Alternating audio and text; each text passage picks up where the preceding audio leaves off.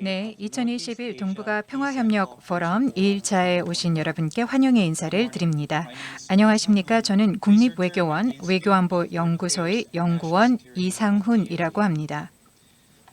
근본 포럼은 국립외교원의 공식 유튜브 채널을 통해서 생중계되고 있습니다. KNTA 라이브로 접속을 하시면 되는데요. 한국어와 영어 두 개의 채널로 생중계가 되고 있습니다. 편하신 언어와 채널을 선택을 해주시면 되겠습니다. 또한 포럼 기간 동안에 채팅창에 여러분의 질문과 코멘트를 남겨주시기 바랍니다. 저희가 최고의 질문과 코멘트를 선정을 해서 소정의 기념품을 드리도록 하겠습니다. 10월 14일 KNDA 공식 페이스북과 인스타그램 계정을 통해서 당첨자를 발표하도록 하겠습니다. 그러면 지금부터 동북아 경제협력과 RCEP, 현주소와 미래구상이라는 주제로 세 번째 세션을 시작하도록 하겠습니다. 국립외교원 아시아 태평양 연구부장이신 김영무 대사님께서 진행을 맡아주시겠습니다. 그러면 김영무 대사님께 마이크를 넘기도록 하겠습니다. 안녕하십니까. 2021년도 동북아 평화협력 포럼 제3세션 사회를 맡게 된 국립외교원 아태연구부장 김영무입니다. 반갑습니다. 어제 1세션과 2세션에서는 동북아의 평화협력 그리고 동북아의 재난재해 대응에 대해서 매우 심도 높은 토론이 있었습니다. 오늘은 주제를 경제 분야로 옮겨서 지난 2020년 서명되고 그리고 발효를 기다리고 있죠. 영내 포괄적 경제 동반자 협정에 대해서 토론을 이어나가도록 하겠습니다.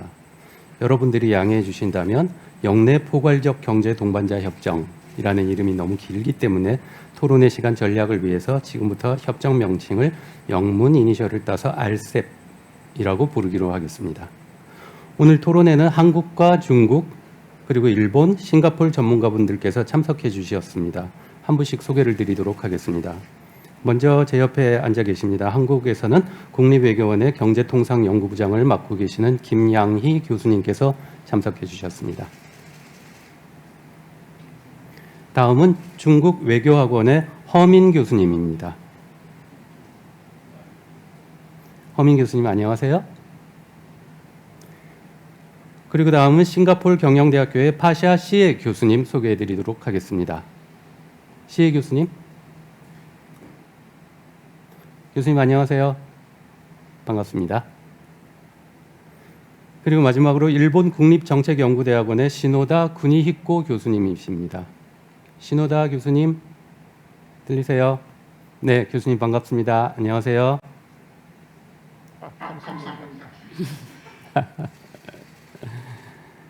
네, 토론에 들어가기 전에 오늘의 토론 진행 순서에 대해서 제가 안내 말씀을 좀 드리도록 하겠습니다. 오늘 제3세션은 개인별 발제 없이 사회자, 그러니까 제가 질문을 드리고 여기에 대한 답변 형식으로 진행을 해나갈 예정입니다. 질문은 크게 세 가지입니다. 첫 번째 질문은 RCEP 체결의 의미에 관한 것입니다. 지역경제통합이라는 측면에서 RCEP 체결이 굉장히 큰 의미를 가지고 있는데요. 이런 의미에 대해서 여러분들이 어떻게 보고 계신지, 그리고 또 참가국들 각국의 입장에서 RCEP이라는 체결이 어떤 의미를 갖는 것인지 여기에 대해서 참가자들의 의견을 들어보도록 하겠습니다. 그리고 두 번째 질문은 RCEP의 내용에 관한 것입니다. 다른 FTA와 마찬가지로 RCEP도 내용상에 보면 상품 무역, 서비스, 투자, 그리고 무역 규범 이렇게 나눠져 있습니다. 참가자 여러분들은 이 RCEP의 내용에 대해서 어떻게 평가를 하고 계신지, 그리고 RCEP 협정의 이 내용이 갖는 장단점이라고 할까요? 아니면 그 강점, 그리고 RCEP이 갖는 약점에 대해서도 어떻게 보고 계신지 말씀을 해주시면 감사하겠습니다. 그리고 마지막 질문은 RCEP의 향후 발전 방향에 관한 것입니다. 여기에는 여러 가지가 있을 것 같은데 RCEP 여러분들 다 아시겠지만 RCEP 협정을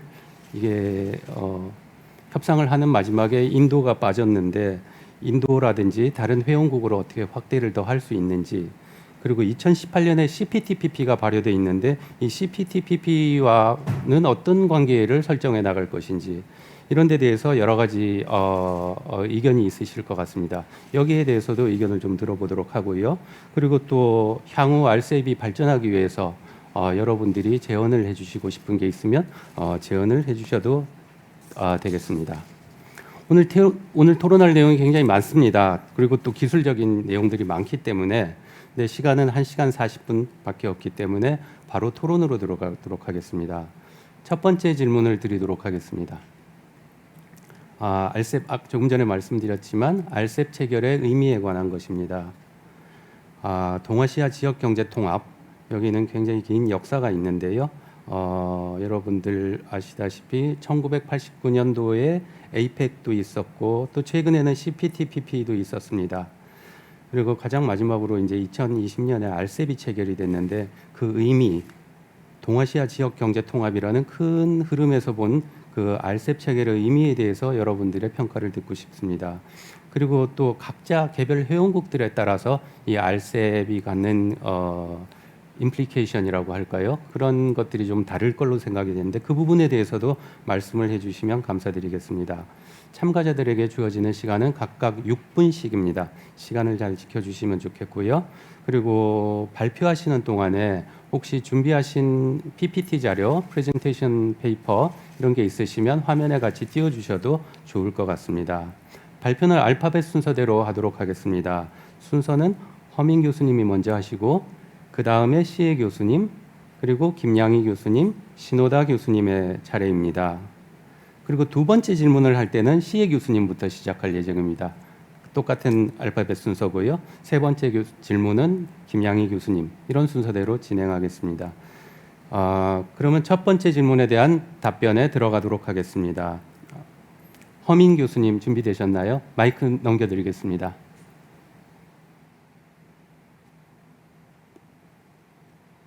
허민 교수님.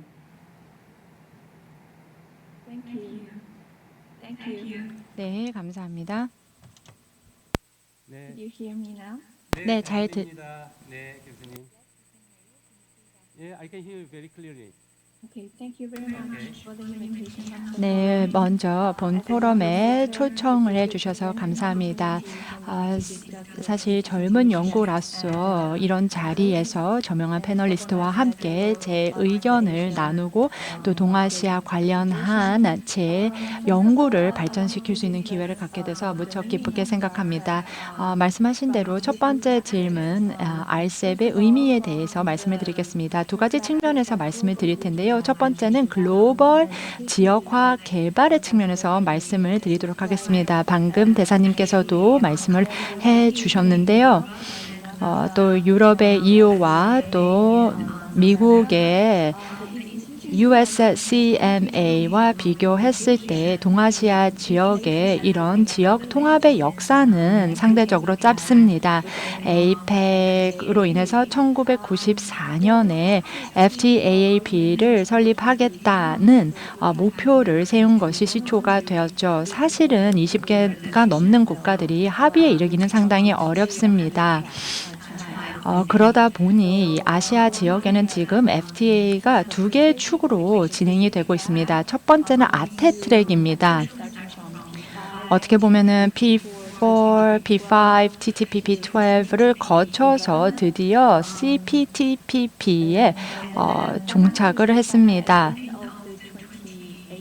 그래서 아시다시피 2018년 말에 CPTPP가 발효가 되면서 현재까지는 가장 높은 수준의 무역협정이 체결이 되었죠. 또 다른 트랙은 바로 동아시아 트랙입니다. 동아시아 트랙은 10+ 메커니즘이 적용이 되었죠. 아세안이 허브이죠. RCEP은 2020년 말에 서명이 되었는데요. 현재 RCEP은 가장 많은 인구 또 가장 많은 경제 규모를 대변하고 있습니다. 전 세계 GDP의 3분의 1 정도를 차지하고 있는 RCEP이죠. 이런 것들을 감안했을 때 RCEP을 서명한 것은 아시아 국가들의 강력한 의지를 반영한다고 생각합니다. 무역 보호주의 그리고 어떤 갈등 그리고 민족주의보다는 자유화, 협력 그리고 지역주의를 선택한다는 강한 메시지를 보낸다고 생각합니다. 그리고 rather than confrontation. 이러한 아시아 국가들의 의지는 지역과 글로벌 경제 개발, 그리고 궁극적으로는 코로나 이후의 회복에 있어서 새로운 모멘텀을 제공한다고 생각합니다. 두 번째로 지역 통합의 측면에서도 RCEP이 갖는 의미가 있습니다. 사실 이 지역을 보게 되면 상당히 많은 협정들이 있습니다. 동아시아 지역에는 기체결된 FTA들이 굉장히 많습니다. 그러다 보니 스파게티 볼 효과가 매우 큽니다. RCEP 같은 경우는 기존의 협력 메커니즘을 통합하고 지역의 거버넌스 메커니즘을 조금 간소화할 수 있게 해줍니다. 지금 RCEP 같은 경우에는 협정문을 보게 되면 20장으로 이루어져 있는데요. 기존의 전통적인 상품 서비스, 교역, 그리고 투자, 그리고 ROO, 원산지 규정, 통관, 그리고 무역 활성화 등을 담고 있습니다. 이를 통해서 보다 높은 수준의 경제 통합이 이루어질 수 있고 기존의 FTA보다 보다 높은 요건들을 담고 있습니다. 그렇기 때문에 RCEP은 이 동아시아 지역의 지역 경제 통합의 수준을 강화하고 특히나 영내의 산업 공급 가치망의 통합을 도모할 것이라고 생각을 합니다. 중국의 입장에서의 RCEP의 함의를 말씀을 드리자면 간단하게 5가지로 정리를 할 수 있을 것 같습니다. 일단 기본적으로 RCEP 회원국들은 중국에게 있어서 중요한 교역 대상국입니다. 그래서 2020년 기준 RCEP 회원국들은 중국의 총 교역의 32% 정도를 차지했습니다. 다시 말씀드리면 아세안 국가가 유럽이나 미국을 넘어서서 중국의 최대 교역 대상 지역이 되었습니다. 일본은 4위, 대한민국은 5위, 그리고 호주는 8위입니다. 이런 것을 감안했을 때 RCEP가 발효가 된다면 중국의 대외 무역의 3분의 1이 무관세로 이루어지게 되는 것입니다. 그래서 중국의 입장에서 봤을 때 RCEP이 갖는 가장 큰 의미, 특히나 경제 통합에서 갖는 가장 큰 의미는 바로 RCEP의 틀 하에서 중국과 일본의 이런 관세 인하 협정이 체결됐다는 것입니다. 지금 중국은 이미 아세안과 한국과 호주, 뉴질랜드과는 FTA가 있습니다. 일본만 없었는데 이제 RCEP을 통해서 일본과도 무역 협정이 체결된 것이라고 볼 수가 있겠습니다. 그리고 두 번째로는 RCEP의 틀 내에서 기존의 이런 양자 FTA도 많이 업그레이드 될 것으로 예상됩니다. 그래서 일부 품목 같은 경우는 자유화의 수준이 높아지면서 더 업그레이드가 될 것으로 보고 있습니다. RCEP이 발효가 된다면 상품 교역의 90%가 무관세로 이루어지게 될 것이고 이렇게 되면은 무관세 교역이 증가하고 또 자유화의 수준도 기존의 FTA 협정들을 넘어서는 수준으로 높아지게 될 것입니다. 그리고 세 번째로 원산지 규정과 그에 따른 여러 가지 조항들로 인해서 중국이 영내의 생산 공급망 그리고 가치 사슬에 보다 적극적으로 참여할 수 있을 거라고 생각합니다. 그리고 네 번째로는 RCEP을 통해서 어떻게 보면 CPTPP가 가져다 줄 수 있는 부정적인 영향을 좀 상쇄하고 또 중국의 중미 갈등 또 무역 갈등을 조금 해지할 수 있을 거라고 생각합니다. 중국이 지금 기용하고 있는 전략은 신개발 패러다임입니다. 저희가 이중 순환 전략이라고 부르고 있는데요. 외부에 대한 자유화를 강화하면서 국내 개혁을 추진하는 것입니다. 그래서 국제 규범에 맞추어서 국내를 개혁하는 이러한 전략을 취하고 있는데요. RCEP이 그런 의미에서도 도움이 될 것 같습니다. 역시 RCEP의 체결 의미에 대해서 역시 그 세계 최대의 무역 협정이다. 세계 GDP의 한 30%를 차지하고 있고 또 아시아 지역의 단일한 무역 협정, 단일한 그 체계가 생겼다 하는데 방점을 두신 것 같고요. 그리고 역시 중국 입장이나 다른 나라들이 보는 관점에서도 이번 RCEP에서 가장 그 눈여겨볼 대목이 기존의 양자 FTA가 없었던 중국과 일본 사이에 이 RCEP이라는 메커니즘을 통해서 자유무역지대가 형성됐다. 이 점에 대해서는 아마 다들 의미를 부여하고 계시리라 생각합니다. 이 점에 대해서는 조금 이따 신호다 교수님께도 아마 말씀을 해주실 것 같습니다. 다음으로는 싱가포르의 파샤 시에 교수님의 의견을 들어보도록 The panel 하겠습니다. also. 시에 교수님 준비되셨나요? Thank you very much. 네, 감사합니다. Ambassador Kim for your 네, invitation and 네, for 대사님, your kind 이렇게 introduction. 친절한 소개 말씀해 주신 거에 대해서 감사의 말씀을 드립니다. RCEP과 그리고 새로운 아시아의 지역주의에 대해서 말씀을 드리고 아세안과 싱가포르 관점에서 말씀을 드리도록 하겠습니다. 일단 제가 좀 그 컨텍스트, 맥락을 좀 설명을 해드릴까 합니다. 박왈리라는 컬럼비아 대학교 교수님께서 이 지역주의에 대해서 말씀을 하시면서 1960년대 이 무역과 관련된 말씀을 하셨습니다. 무역 협정들이 많이 성사가 되지 못했던 게 정치적인 이유 때문이었는데요. 박와디 박사님께서도 새로운 FTA 협정들이 이제 체결이 되면서 이것을 두 번째 지역주의다라고 말씀을 하셨습니다. 그 당시에는 네 마리의 아시아 타이거가 급격하게 성장을 했죠. 한국에도 여기가 포함이 됐고 중국도 부상을 하게 되었습니다. 대사님께서도 말씀을 해주신 것처럼 아세안과 에이펙이 그 당시에 가장 중요한 교역 이니셔티브였습니다. 그런데 제가 말씀을 드리고 싶은 것은요. 저희가 이제 3차 지역주의에 돌입을 했다라는 것입니다. 이것은 DDA와 함께 이제 개발이 되었는데요. 세 가지 특징이 있다라고 말씀을 드리고 싶습니다. 이 3차 지역주의에 있어서요. 일단은 첫 번째로 말씀을 드리고 싶은 것은 개도국 간의 FTA가 많이 늘어나고 있다라는 것입니다. 그래서 개도국 간의 FTA가 지금 전체 FTA 75%를 차지하고 있습니다. 아세안의 FTA도 여기 포함이 되고 있죠. 그리고 메가 FTA가 더 많이 늘어나고 있습니다.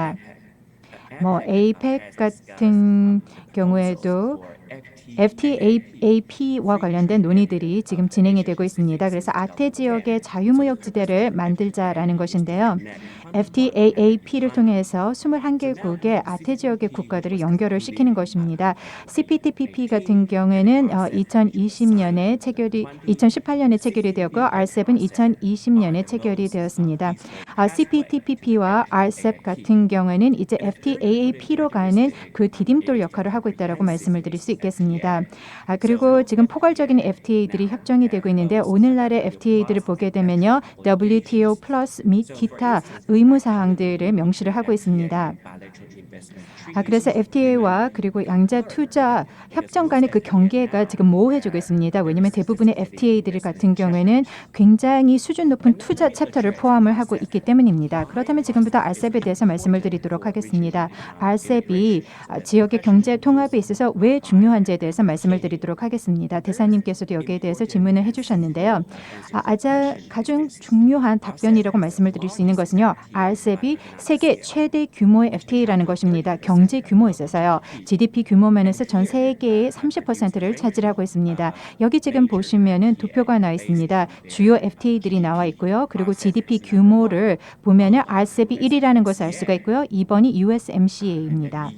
그리고 EU, CPTPP, 그리고 또 다른 기타 개도국 간의 무역 협정들이 나와 있습니다. 아세안, 머코소, 그리고 태평양 동맹, 패시픽 얼라이언스가 나와 있습니다.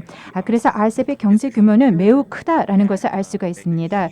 그리고 지금 보시면은 EU의 27개국과 CPTPP를 합친 것보다도 그 규모가 크다라는 것을 알 수가 있습니다. 그렇기 때문에 RCEP은 세계 최대 규모의 FTA라는 것입니다. 그리고 중국과 아세안의 10개국이 포함이 되어 있습니다. 물론 인도는 빠져 있습니다만 그리고 또 RCEP 같은 경우에는 4개 아세안 플러스 1 FTA를 통합시키는 효과를 가져왔습니다. 그래서 RCEP 같은 경우 아세안 플러스 체계를 구축을 하는 데 기여했다라고 할 수 있습니다. 그래서 아세안, 호주, 뉴질랜드 FTA도 포함이 되어 있고요. 아세안, 중국 FTA도 포함되어 있고요. 아세안 플러스 코리아, 일본 FTA도 다 포함이 되어 있습니다. 아세안이 왜 중요한지 생각을 해봐야 될 것 같습니다. 일단 아세안 플러스 1 FTA의 활용률이 굉장히 낮습니다. 지금 보시면은 수입업 전체의 2.3%만 아세안 플러스 원 FTA를 이용하고 있다라고 합니다. 그래서 저희는 RCEP을 통해서 더 많은 비즈니스들이 FTA를 활용을 하고 또 저희 지역 내에 있는 공급망을 통합을 하기를 바라고 있습니다. 그리고 RCEP과 관련된 여러 가지 어떤 신화도 오해들이 있는데요. 일단 사람들이 RCEP에 대해서 생각을 할 때 이거는 중국이 주도하는 FTA다라고 생각을 하고 있습니다. 그래서 사실 아세안에 있는 많은 저의 동료들이 강조를 하고 싶은 것은요. 이 RCEP은 아세안이 주도하고 있다는 것입니다. 그리고 제3차 지역주의의 도입을 통해서 이제 보면은 중국과 일본도 여러 가지 지역 통합을 위한 그런 노력들을 했습니다. 그래서 중국 같은 경우에도 EAFTA를 추진을 했고요. 일본 같은 경우에는 CEPEA를 추진을 했습니다. 그래서 보면은 중국과 그리고 일본이 주도권을 가지고 싶어 했던 그런 협정들이 여기 나와 있습니다. 그래서 소외되는 것을 방지하기 위해서 아세안은 아세안 프레임워크라는 것을 2011년에 제안을 했습니다. 그리고 아세안이 이러한 과정을 주도하겠다라고 선언을 했었습니다. 그리고 2012년에 아세안에서는 이행 원칙과 목적을 발표를 했습니다. 그래서 이것을 통해서 강조한 것은 아세안이 중심이 될 것이다라는 것을 강조한 것이죠. 영내 어떤 체계를 구축을 하는 데 있어서요. 그렇기 때문에 아세안은 RCEP에 있어서 중추적인 역할을 하고 있습니다. 아까 대사님께서도 말씀을 해주셨습니다만 2013년부터 저희가 협상을 진행을 했고요. 협상을 2019년에 완료를 하고 2020년에 RCEP의 체결에 대해서 서명을 했습니다. 마지막으로 말씀을 드리고 싶은 것은 바로 RCEP의 미래에 관한 것입니다. RCEP은 계속해서 기존의 FTA를 통합할 것인가 아니면은 더 많은 무역의 세분화로 이어질 것인가에 대한 것인데요.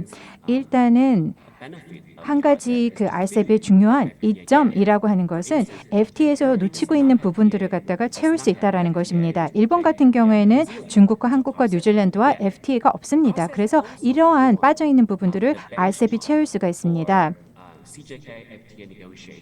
그리고 FTA, 중국, 일본, 한국 간의 한중일 FTA도 또 추진을 하는 데 있어서 RCEP이 하나의 기반이 될 수가 있습니다. 그리고 한 가지를 말씀을 드리고 싶은 건요. RCEP은 처음부터 만든 것이 아니다라는 것입니다. 기존에 있는 FTA 협정이나 양자 투자 협정을 우선시하거나 대신하지 않는다라는 것입니다.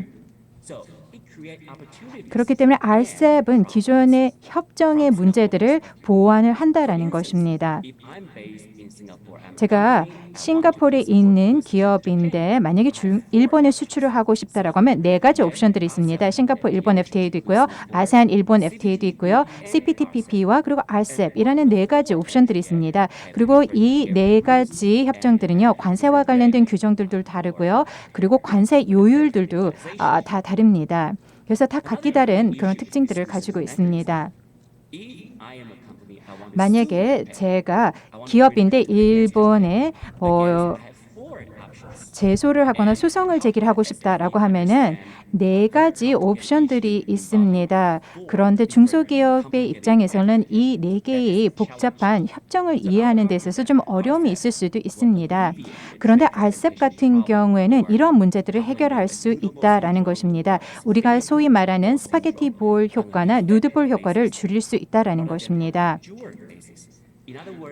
그래서 사실상 RCEP 같은 경우에는 만약에 유리한 어떤 조항이나 조건을 부여한다라고 하면 기업의 입장에서는 다른 협정이 아닌 RCEP에 나와 있는 조항들을 선택해서 유리하게 적용을 할 수가 감사합니다. 있습니다. 아세안의 시각, RCEP을 보는 아세안의 시각에 대해서 잘 설명을 해주신 것 같습니다. 그 개도국 FTA가 75% 정도라는 거는 저도 지금 처음 들었는데요. 굉장히 많은 숫자인 것 같습니다. 그리고 또 이 스파게티 볼 효과, 누들 볼 효과라고 하셨죠. RCEP은 앞으로 그런 것들을 영내에 존재하는 많은 FTA들을 이렇게 정리하는 역할을 해 나갈 것이다 하는 말씀도 주셨습니다. 그리고 시혜 교수님께서 또 말씀하신 내용 중에 이 RCEP은 일본 쪽에서 볼 때는 그동안 양자 FTA가 없었던 중국이나 한국, 뉴질랜드하고 새로 FTA가 체결되는 효과가 나왔다. 그렇게 말씀을 하셨습니다. 조금 전에 허민 교수님께서 중국의 입장에서 봤을 때는 일본과의 FTA가 새로 생긴 거나 마찬가지다라고 했는데 일본의 입장에서 봤을 때는 중국뿐만 아니라 한국 그리고 뉴질랜드와도 지금까지는 FTA가 없었는데 RCEP을 통해서 FTA가 생겨났다. 그런 시각이 있을 수 있을 것 같습니다. 여기는 분명히 경제적인 효과가 클 거라고 그렇게 생각합니다. 그리고 또 시혜 교수님 말씀하신 중에 제가 또 하이라이트하고 싶은 부분이 그 아세안이 주도하는 RCEP은 아세안이 주도하는 FTA였다. 저는 100% 동감을 하고 있습니다. 제가 RCEP의 협상에 참여했던 사람으로서 쭉 그 과정을 지켜봤었는데 초기 협상에부터 이게 출범할 때부터 초기 협상 과정에는 제가 이제 인게이지를 할 때 보니까 이거는 완전히 아세안이 리드하는 지금까지 아세안 플러스 원 프로세스가 더 발전되어가는 과정이었다. 저는 그렇게 이해를 하고 있었는데 시혜 교수님께서 오늘 그 부분을 정확하게 지적을 해주신 것 같습니다. 대부분의 사람들이 CPTPP가 2018년에 발효가 되고 그리고 2020년에 RCEP이 생기니까 이걸 이제 미중 경쟁의 구도에서 보면서 CPTPP는 비록 미국이 이제 마지막에 빠지기는 했지만 이것이 미국이 리드하는 블록이고 RCEP은 중국이 리드하는 블록이라서 이게 무슨 대립 관계에 있는 것이 아닌가 그렇게 보는 시각들이 많은 것 같습니다. 그래서 그런데 시혜 교수님께서 오늘 분명하게 좀 정리를 해주신 것 같습니다. RCEP은 이게 중국이 리드하는 지역 블록이 아니라 아세안이 리드하는 블록이다 하는 점을 굉장히 분명하게 얘기해 주셨고요. 이 점에 대해서는 제가 조금 있다가 허민 교수님께도 한번 질문을 드려보고 싶습니다. 추가 질문을 한번 드려서요. 이게 중국이 리드하는 블록인지 아세안이 리드하는 블록인지 허민 교수님께서 어떻게 생각하시는지도 한번 말씀을 해주시면 감사하겠습니다. 첫 번째 질문에 대해서 아직 두 분 발표가 남았는데요. 계속 진행을 하도록 하겠습니다. 다음은 김양희 교수님께 마이크를 넘겨드리도록 하겠습니다. 예, 안녕하세요. 국립외교원의 김양희입니다. 제가 말씀드릴 부분이 앞에 두 분 교수님 말씀하신 거하고 겹치는 부분도 있음에도 불구하고 그만큼 중요성을 강조한다라는 부분 그리고 서로 어떤 공감대를 형성할 수 있다라는 부분에서 중복의 위험성에도 불구하고 제 견해를 말씀드려 보겠습니다. 일단 첫 번째로 RCEP 의미에 대해서 이것이 이제 RTA로서 갖는 의미가 무엇인가라는 부분에 대해서 저는 이것이 단순히 어떤 양적인 측면에서 세계 최대다라는 것뿐만이 아니라 질적인 측면에서도 매우 독특한 그런 특성을 갖고 있는 RTA다라고 생각을 합니다. 일단 첫 번째로 아까 그 시혜 교수님께서는 이제 정확하게 4개의 FTA가 이제 통합이 됐다라고 보셨는데 사실 이제 한국의 입장에서는 일반적으로 5개의 FTA가 통합이 되었다라고 보고 있습니다. 시혜 교수님 견해가 보다 정확하다라고 생각을 합니다. 그 다음에 또 하나 제가 주목하는 것은 전 세계의 중요한 어떤 매뉴팩처링 챔피언이 다 여기 안에 모였다라고 하는 측면, 한국, 중국, 일본이라고 하는 중요한 어떤 제조업 강국이 이 RCEP 안에 들어와 있다라고 하는 것도 RCEP이 지닌 중요한 강점을 보여주는 게 아닌가라는 생각이 듭니다. 또 하나 가장 중요한 어떤 RCEP으로서의 가장 중요한 특색이라고 한다면은 이 부분은 CPTPP와 조금 다른 게 이미 이 RCEP을 구성하고 있는 구성원들이 지역에서 아주 자연스럽게 내추럴 트레이딩 블록을 형성했던 그러한 구성원들이 모여졌다라고 하는 그 측면이 저는 매우 중요하다라는 생각이 듭니다. 이 부분이 CPTPP와 좀 다른 점이 아닐까라는 생각이 들어서 자연스럽게 RCEP이라고 하는 것은 리저널 밸류 체인과 어떤 연결되는 기존에 자연스럽게 형성되었던 어떤 시장 통합이 비로소 RCEP을 통해서 제도적 통합으로 발전해 나간 그런 측면이 RCEP이 갖고 있는 매우 중요한 측면 특색이 아닐까라는 생각을 합니다. 그 다음에 한국의 입장에서 한국의 시각에서 RCEP이란 것들이 어떠한 의미를 갖는가라는 부분을 말씀드려 보겠습니다. 첫 번째로 RCEP은 한국 입장에서 처음 맺는 메가 FTA입니다. 어쩌면 출발은 일본보다 한국이 먼저 FTA 체결을 시작을 했을지 모르지만 메가 FTA 체결 측면에서는 일본이 훨씬 한국보다 앞서 나가서 이제 겨우 한국은 메가 FTA를 체결하는 첫 발을 뗐다라고 하는 측면에서 한국에게 RCEP이 지니는 의미는 작지 않다라는 생각이 듭니다. 그것이 의미하는 바는 한국이 비로소 상당히 커다란 광역 시장의 일원으로 참가하게 됐다라고 하는 측면이다라고 말씀드릴 수 있겠습니다. 앞에서도 두 분 말씀하셨듯이 코비드 19의 영향으로 세계 무역주의가 점차 어떤 기승을 부리고 있는 만연한 그러한 가운데 RCEP을 체결했고 그 안에서 새로운 시장을 좀 더 확대할 수 있는 여지가 만들어졌다라고 하는 측면을 한국은 상당히 큰 의미를 부여하고 있습니다. 두 번째로 이 부분 사실 긍정적인 측면, 부정적인 측면 고루 갖고 있는 측면인데 사실 RCEP은 한국의 입장에서는 디팍토 코리아 재팬 FTA입니다. 잘 아시듯이 코리아 재팬 FTA가 2004년에 협상이 시작했지만 결국은 중단된 가장 큰 이유는 한국과 일본이 산업 경쟁력 측면에서 상당히 경합적인 부분이 크기 때문에 한국의 특히 자동차라든가 기기 같은 부분에서 한일 FTA에 반대하는 의견이 컸고 그 부분은 사실 지금까지 크게 차이는 나지 않습니다. 사실 한국의 입장에서는 이렇게 중요한 산업이 반대하는 한일 FTA를 사실상 디팍토 체결했다고 하는 부분이 앞으로 풀어나가기 상당히 중요한 어떤 챌린지가 되지 않을까라는 생각이 듭니다. 그러나 반면 그것은 한국의 입장에서는 한국 내에서 생산하지 못하거나 생산은 할 수 있지만 퀄리티가 그다지 높지 않은 어차피 특히 수출을 위해서는 수입할 수밖에 없는 중요한 중간재를 일본에서 수입해 와야 되는데 그러한 중요한 중간재 수출의 수입 가격이 인하될 수 있다라는 측면에선 긍정성과 부정성을 둘 다 가지고 있다라는 생각이 듭니다. 그 다음에 사실 또 하나 한국의 입장에서는 그간 한중 FTA를 통해서 적어도 최소한 일본에 대해서는 중국 시장에서 보다 경쟁 우위를 가지고 있었는데 중국에서의 그 일본에 대한 경쟁 우위가 사실상의 중일 FTA로 인해서 사라질 수 있다라고 하는 측면도 한국 입장에서 상당히 중요한 앞으로의 어떤 도전 과제가 될 수 있다라는 생각이 듭니다. 또 하나 마지막으로 좀 말씀드릴 수 있는 것은 한국의 입장에서는 기존의 그 상대적으로 큰 비중을 두지 못했던 아세안 지역과의 어떤 경제적 연대 강화라는 차원에서 신남방 정책이라는 것을 나름 추진해 왔습니다. 특히 이번 정부 들어서 많이 그 부분에 중점을 두고 왔었는데 그러한 아세안과 함께 RCEP 안에서 모이게 된다라고 하는 측면에서 이것이 한국의 신남방 정책 추진에 얼마나 큰 어떤 그 동력 내지는 얼마나 커다란 어떤 긍정적인 측면이 될 수 있을지에 대해서도 한국의 입장에서 많이 고민해야 될 부분입니다. 단 사실상 아세안에서의 한국에서의 아세안과 한국과의 관계라고 하는 것은 그간 중국이나 일본이 지녀왔던 어떤 깊은 어떤 포괄적인 연대 관계에 비춰봤을 때는 사실 아주 역사가 낮은 편입니다. 이런 부분에서 한국이 아세안 국가들과 일본이나 중국과 어떻게 차별화되는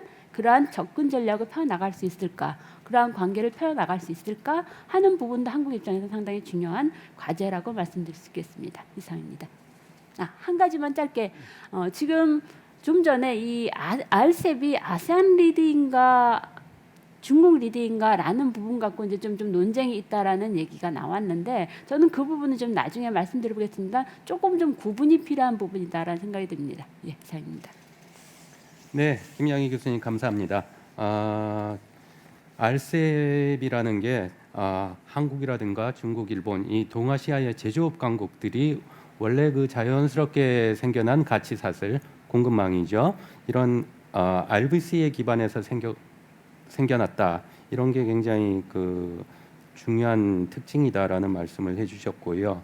한 가지 재미있는 포인트는 중국과 일본 양자 FTA 체결 효과가 남으로 인해서 지금까지는 한국이 한중 FTA만 있었기 때문에 일중 간에는 FTA가 없었기 때문에 중국 시장에서 굉장히 우위를 가질 수 있었는데 일중 FTA가 체결되는 효과가 남으로 인해서 중국 시장에서 한국이 뭐라고 말씀드릴까요? 경쟁력이 조금 저하될 수 있다. 쉽게 말씀드리면 조금 손해를 볼 수 있다. 이런 말씀이 아주 재미있는 포인트인 것 같습니다.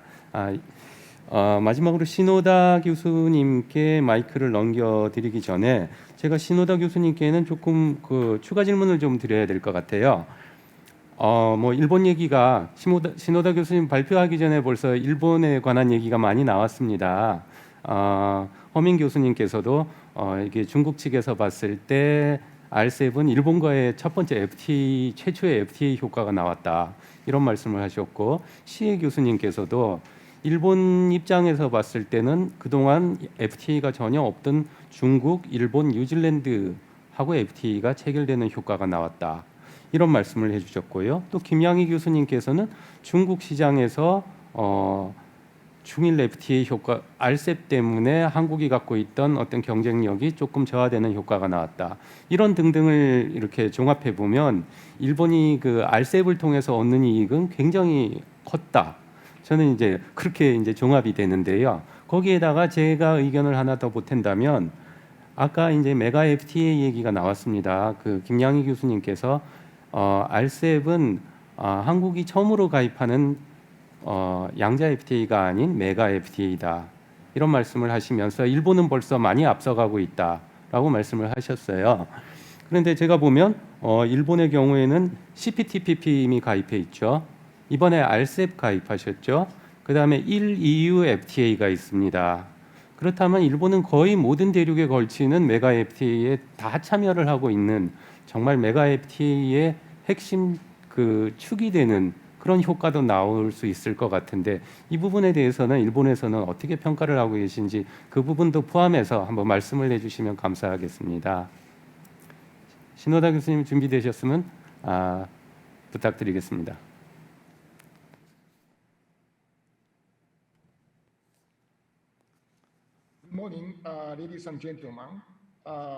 네, 여러분 안녕하십니까? 저는 쿠니코 시노다라고 하고 일본 국립정책연구대학원 교수입니다. 네, 이렇게 동북아 평화협력 포럼에 참여를 할 수 있게 되어서 굉장히 영광스럽게 생각합니다. 제가 사실은 일본의 경제산업성에서 근무를 하면서 또 RCEP의 협상을 진행을 해왔었습니다. 그래서 RCEP의 그 의미에 대해서 먼저 좀 말씀을 드릴까 합니다. 그래서 제 발표 자료를 잠시 공유하도록 하겠습니다.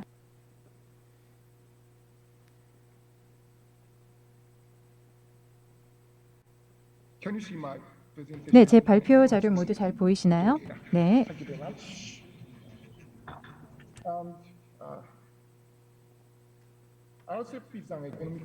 네, RCEP은 보시면은 경제 지역의 경제 통합 차원에서 저희가 RCEP의 의미를 알 수 있는데요. 경제 파트너 협정으로 전 세계 GDP의 총 교육의 또 총 인구의 약 30%를 차지를 하고 있습니다.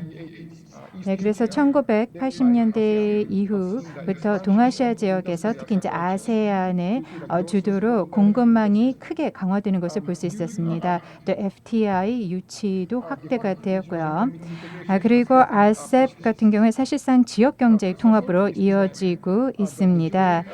그리고 동아시아의 공급망도 확장이 되고 있습니다. 그래서 RCEP은 정식 지역 경제 통합 체제를 구축하는 데서 일조를 하고 있습니다.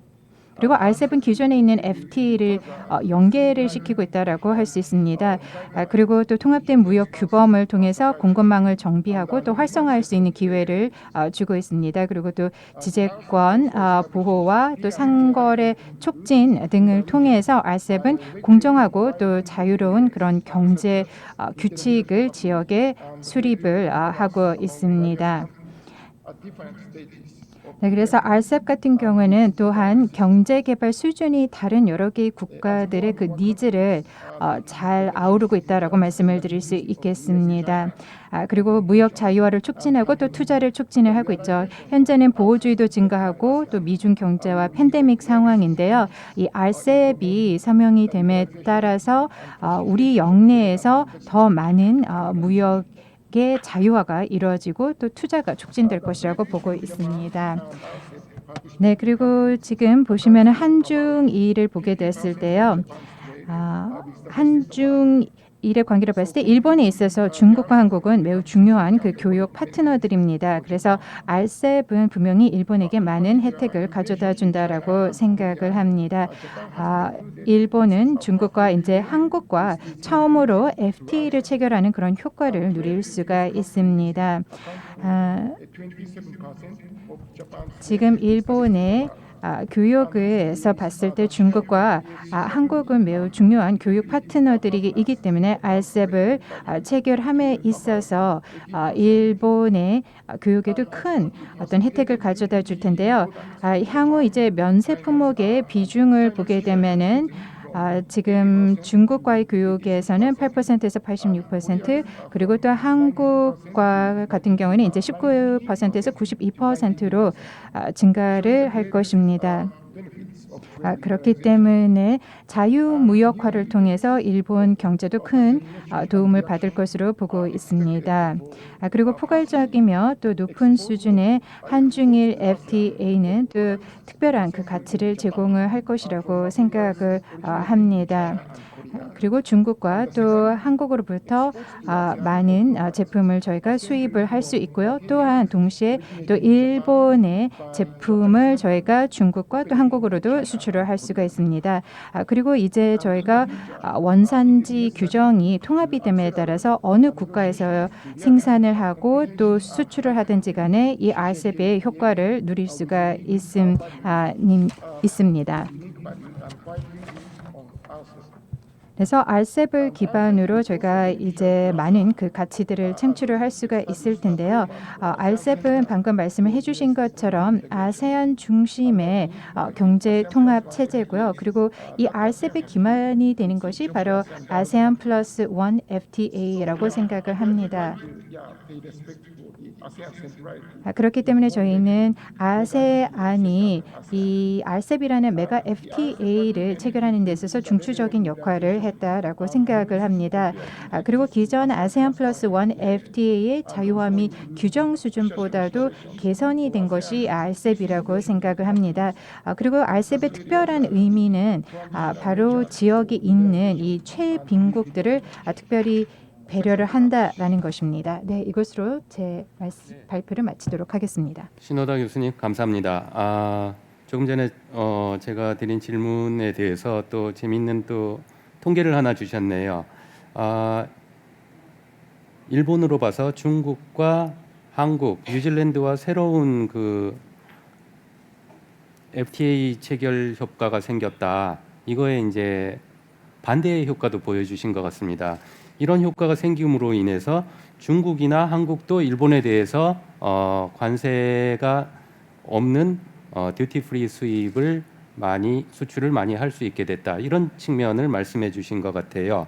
예를 들면 중국은 RCEP이 없을 때는 8%의 품목만 일본에 대해서 면세로 수출을 할 수 있었는데 RCEP이 체결돼서 86%에 달하는 품목을 일본으로 수출할 수 있는 거죠. 중국 입장에서 봤을 때는.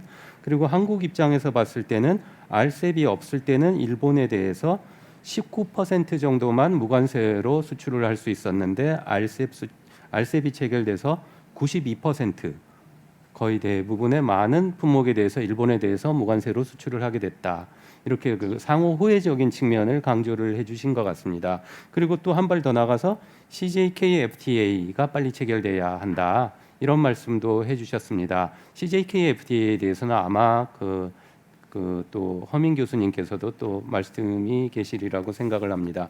그리고 또 신호다 교수님 한 가지 말씀하신 것 중에서 RCEP의 체결 의미는 지금까지 가치 사슬이라 그러죠. 영내 가치 사슬 RVC라는 걸로 이어져 있는 드facto 사실상의 경제 통합을 이번에 RCEP을 통해서 그것도 아세안이 주도를 해서 드주어 경제 통합 이제는 제도적인 통합으로 이게 변환하게 됐다. 그런 효과가 있다 하는 말씀을 하셨는데 이 부분은 아까 김양희 교수님께서 말씀하신 부분과 맥락이 같다고 생각을 합니다. 이렇게 해서 네 분의 그 RCEP 체결의 의미 그리고 각국이 보는 시각에 대해서 네 분 전문가들의 의견을 들어봤는데요. 시간이 조금 지났기 때문에 바로 두 번째 질문으로 들어가도록 하겠습니다. 두 번째 질문입니다. RCEP 협정문의 내용에 관한 것입니다. RCEP 협정의 내용 가지고 많은 평가가 있었습니다. RCEP이 체결됐다고 발표됐을 때 언론이라든지 아니면 또 RCEP에 포함되지 못한 많은 다른 나라로부터 RCEP은 높은 수준의 포괄적인 FTA는 아니다. 이런 평가가 많이 있었습니다. 그래서 이 부분에 대해서 좀 얘기를 해보고 싶은데요. RCEP도 다른 FTA와 같습니다. 크게 보면 상품 무역이 있고 서비스 무역이 있고 투자 그리고 무역 규범 이런 부분이 이제 주요 내용을 이루고 있는데 이 개별적인 내용에 대해서 그럼 어떤 부분이 낮은 수준이고 또 이런 부분이 또 포괄하지 못하는 그러니까 범위에 있어서 또 어떤 부분이 빠져 있는 것인지 이 부분에 대해서 전문가들의 의견을 좀 듣고자 합니다. 그리고 여기에 붙여서 제가 서두에 말씀드렸지만 RCEP 협정에 이거는 RCEP 협정의 강점이다, 스트롱 포인트다. 또 이것은 RCEP 협정의 약점이다 하는 그런 부분에 대해서도 같이 말씀을 해주시면 좋겠습니다. 발표는 시혜 교수님부터 시작해서 김양희 교수님, 신호다 교수님, 허민 교수님 순서대로 진행하겠습니다. 먼저 시혜 교수님 부탁드리겠습니다.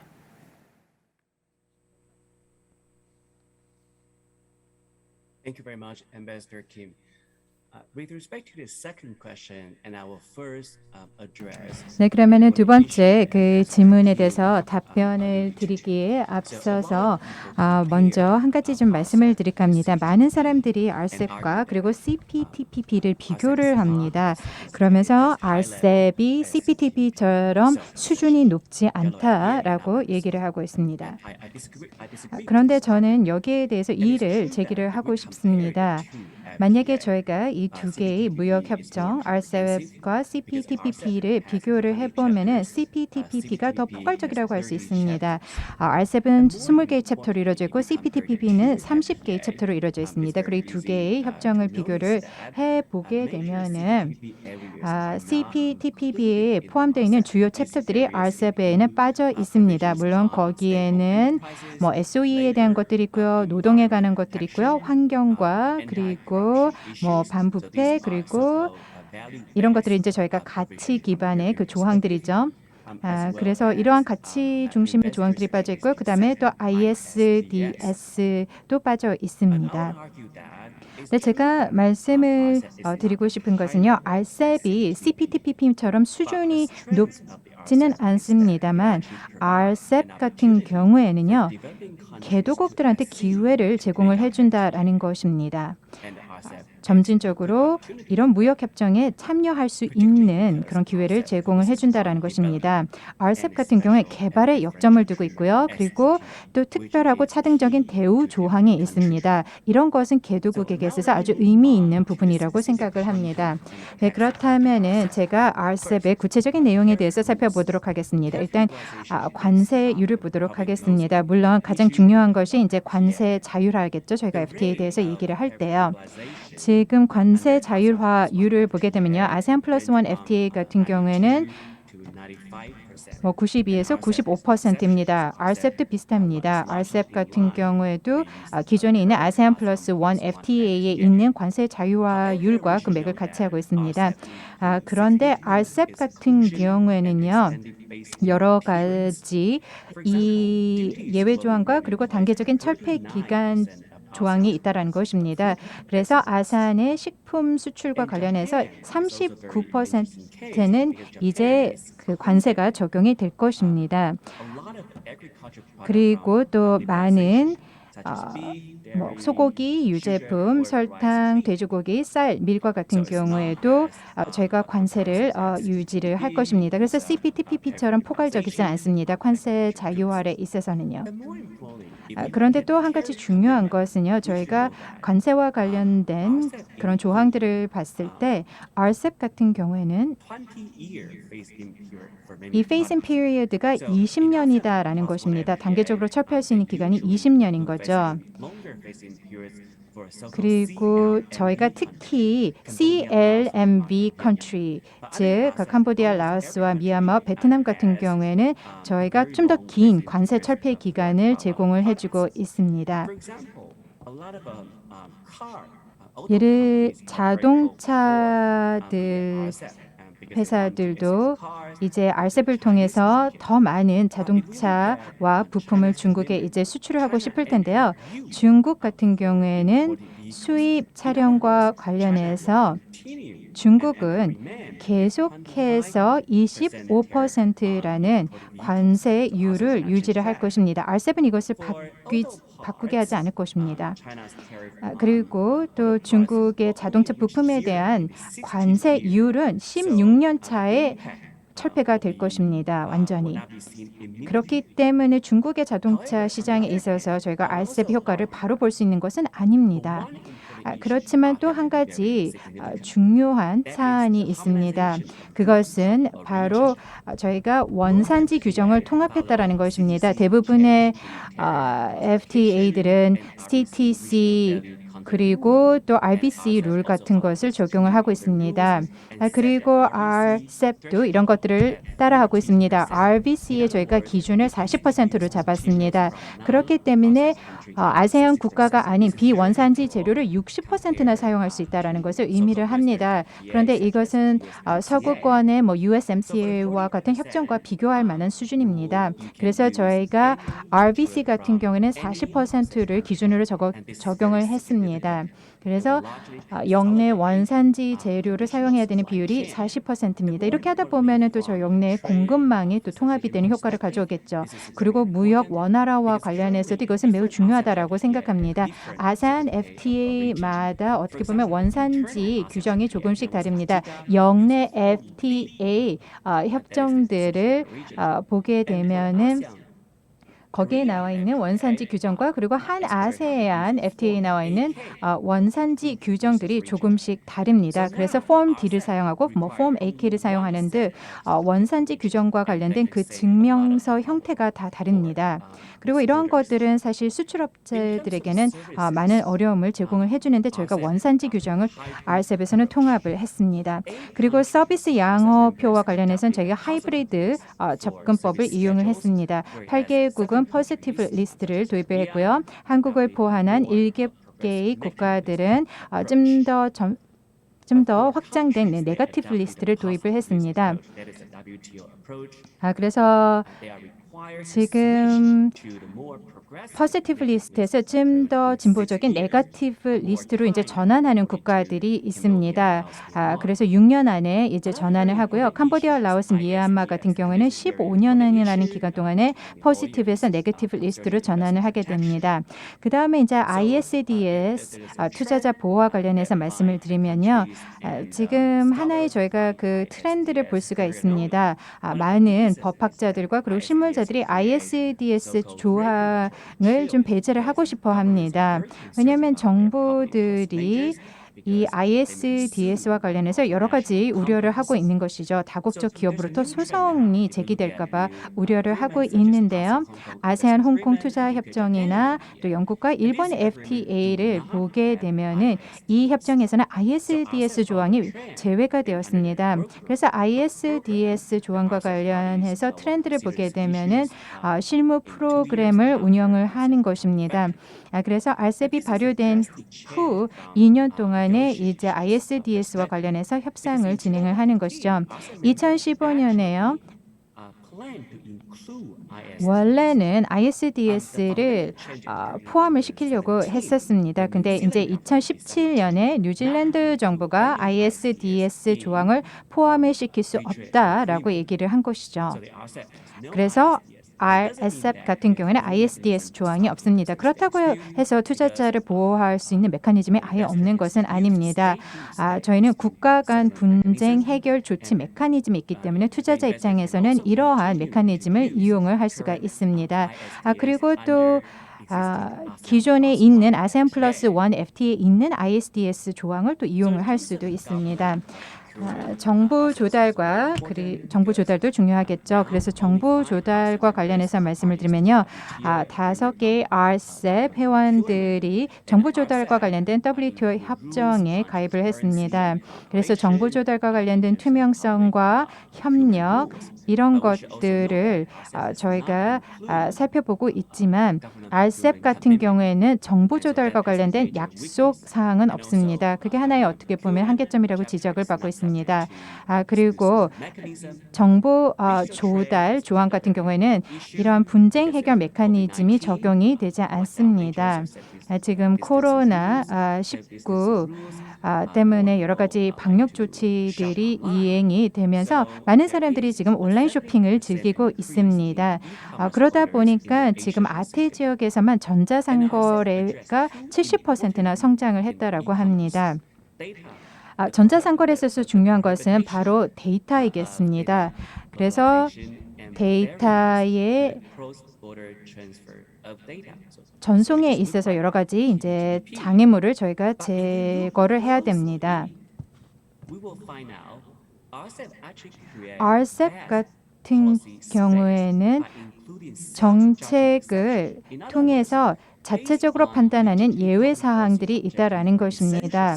그래서 공공 정책의 목표에 따라서 또는 국가의 어떤 안보 이해에 따라서 예외 사항을 적용할 수 있다라는 것입니다. 그래서 당사국이 정할 수 있는 것이죠. 그래서 어떻게 보면 그 당사국에게 어떤 정책 면에 있어서 운신의 폭을 또 제공을 하고 있습니다.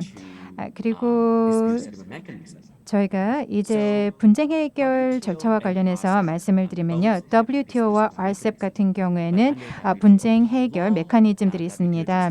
WTO 법과 관할권 같은 경우에는 RCEP과 같은 다른 무역 협정에 영향을 받지 않도록 되어 있습니다. 그런데 RCEP 안에서도 지금 보면은 상황이 조금 복잡한 게요, 당사국 간의 FTA와 BIT들이 체결이 되어 있고요. 이 FTA와 BIT는 나름대로의 분쟁 해결 장치들이 있습니다. 그렇지만 RCEP 같은 경우에는 기존의 권리와 이행을 존중을 하고 있습니다. 그런데 실질적으로는 좀 이런 것들을 실행하는 데 있어서 어려움들이 있을 수 있는데요. 왜냐하면은 협정마다 이 분쟁 해결 절차의 그 범위가 다르고요, 또 예외 조항들이 다릅니다. 그리고 또 다른 사안에 대해서 말씀을 드리고 싶은 것은 바로 RCEP의 사무국 설립과 관련된 것입니다. 이것은 RCEP의 문헌에도 나와 있습니다. 협정에도 나와 있는데요. 이것은 CPTPP 같은 경우에는 사실 지금으로는 그냥 위원회만 설립한다라는 계획을 세우고 있습니다. 그래서 이런 상설 어떤 사무국을 수립할 계획이 없습니다. 물론 이제 RCEP이 발효가 되기 위해서는 6개 아세안 회원국가 그리고 비아세안 국가 31개국이 비준을 해야 됩니다. 그래서 지금 저희가 RCEP이 이제 공식적으로 발효가 되기를 기다리고 있습니다. 저희 당사국들이 RCEP을 비준해야지 저희가 이제 RCEP을 발효할 수 있기 때문입니다. 그리고 또 저희가 뭐 다른 관세 용토나 또 다른 국가들이 RCEP에 가입할 수 있도록 하는 그런 조항들도 마련이 되어 있습니다. 그래서 RCEP을 통해서 이제 궁극적으로 제가 FTAP를 체결을 하려고 하는데요. 제가 새로도 책을 썼습니다. 그래서 RCEP과 또 여러 가지 그런 룰들에 대한 내용을 담고 있습니다. 상세한 설명 감사드립니다. 한 가지 하이라이트하고 싶은 부분은 RCEP의 경우에 컴프레hensive하지가 않다, 포괄적이지 않다, 그리고 자유화율이 낮다. 이런 부분에 대해서는 그것이 단점으로 말을 할 수도 있지만 좀 더 많은 개도국들이 참여를 하기 위해서는 조금 더 그것이 좋은 스킴이 아닌가, 그렇게 생각을 하신다. 그런 부분에 대해서는 저도 굉장히 공감을 하고 있습니다. 예를 들어서 시혜 교수님께서 말씀하신 이커머스, 전자상거래 부분입니다. 이 부분에 대해서는 지금 WTO의 규범이 없기 때문에 거의 모든 FTA에서 이커머스를 양자적으로 규범을 하고 있는데, 이번 RCEP을 통해서 아시아 지역 15개국에 공통적으로 적용되는 전자상거래 규범이 생겼다. 이런 거는 굉장히 저는 의미가 있는 일이라고 생각을 합니다. 그리고 그 수준에 있어서도 데이터의 자유이동이라든지 또는 시혜 교수님께서 말씀하신 것처럼 데이터의 국내화 금지라든지 이런 것들이 다 포함되어 있는 그런 단일한 규정을 아시아 국가들이 모두 다 지키게 되었다. 이런 거는 저는 굉장히 의미가 있는 일이라고 생각하고, 그런 면에서 RCEP이 낮은 수준의 포괄적이지 않은 FTA다라고 비난을 하는 것은 조금 맞지 않는 이야기이다. 이런 말씀을 해주신 데 대해서 저는 굉장히 공감을 하고 있습니다. 시간이 많이 지났기 때문에 바로 김양희 교수님께 마이크를 넘기도록 하겠습니다. 발표 시간을 제가 처음에 6분씩을 드렸는데요. 시간이 조금 지금 모자르기 때문에 1분씩만 깎아서 5분씩 부탁드리겠습니다. 김양희 교수님 부탁드리겠습니다. 예, 시혜 교수님 말씀 감사합니다. 놀랍게도 저와 거의 이견이 없습니다. 아주 디테일하게 말씀을 해주셨기 때문에 거기에 조금 더 보완하는 형태로 제 견해를 말씀드려 보겠습니다. 사실 한국 내에서도 RCEP을 CPTPP와 비교하면서 별 내용 없다, 심지어는 아무것도 아니다라고 폄하하는 분들도 사실은 계십니다. 그러나 저는 우리가 이상과 현실은 분명히 구분해서 봐야 된다라는 생각이 듭니다. 이상적으로는 CPTPP 하면 좋겠죠. 높은 수준으로 RCEP 하면 좋겠죠. 그러나 우리는 분명히 RCEP이든 CPTPP든 궁극적으로 그것이 무엇을 위해서, 누구를 위해서 존재하는가 라는 것을 생각해야 된다라고 저는 강조를 하고 싶습니다. 그래서 무조건 높은 수준만이 능사가 아니라 적어도 그 지역에, 그 나라에 살고 있는 상당히 좀 많이 힘든 삶을 살고 있는, 어느 지역이나 어느 나라나 지금 겪고 있는 상당한 어떤 빈곤의 문제, 불평등의 문제 또 감안해 봤을 때 보다 나은 사람들이, 보다 많은 사람들이 조금이라도 나은 삶을 살아갈 수 있도록 그것에 보탬이 되는 그러한 RCEP인가, 그러한 지역 통합인가라는 근본적인 질문을 좀 던질 필요가 있다라는 생각이 듭니다. 물론 CPTPP에 비해서 수준이 낮습니다. 그러나 또한 우리가 비교의 축을 아세안 플러스 1 FTA로 옮겼을 때는 그보다는 진일보한 FTA가 RCEP이다라고 하는 부분들을 좀 말씀드려보고 싶습니다. 하지만 사실은 조금 실망스러운 거는 특히 일본, 그 다음에 한국, 중국이 너무 낮은 수수료로 상품 시장을 양보했다라는 측면에 대해서 사실 좀 실망스러운 부분이 있습니다.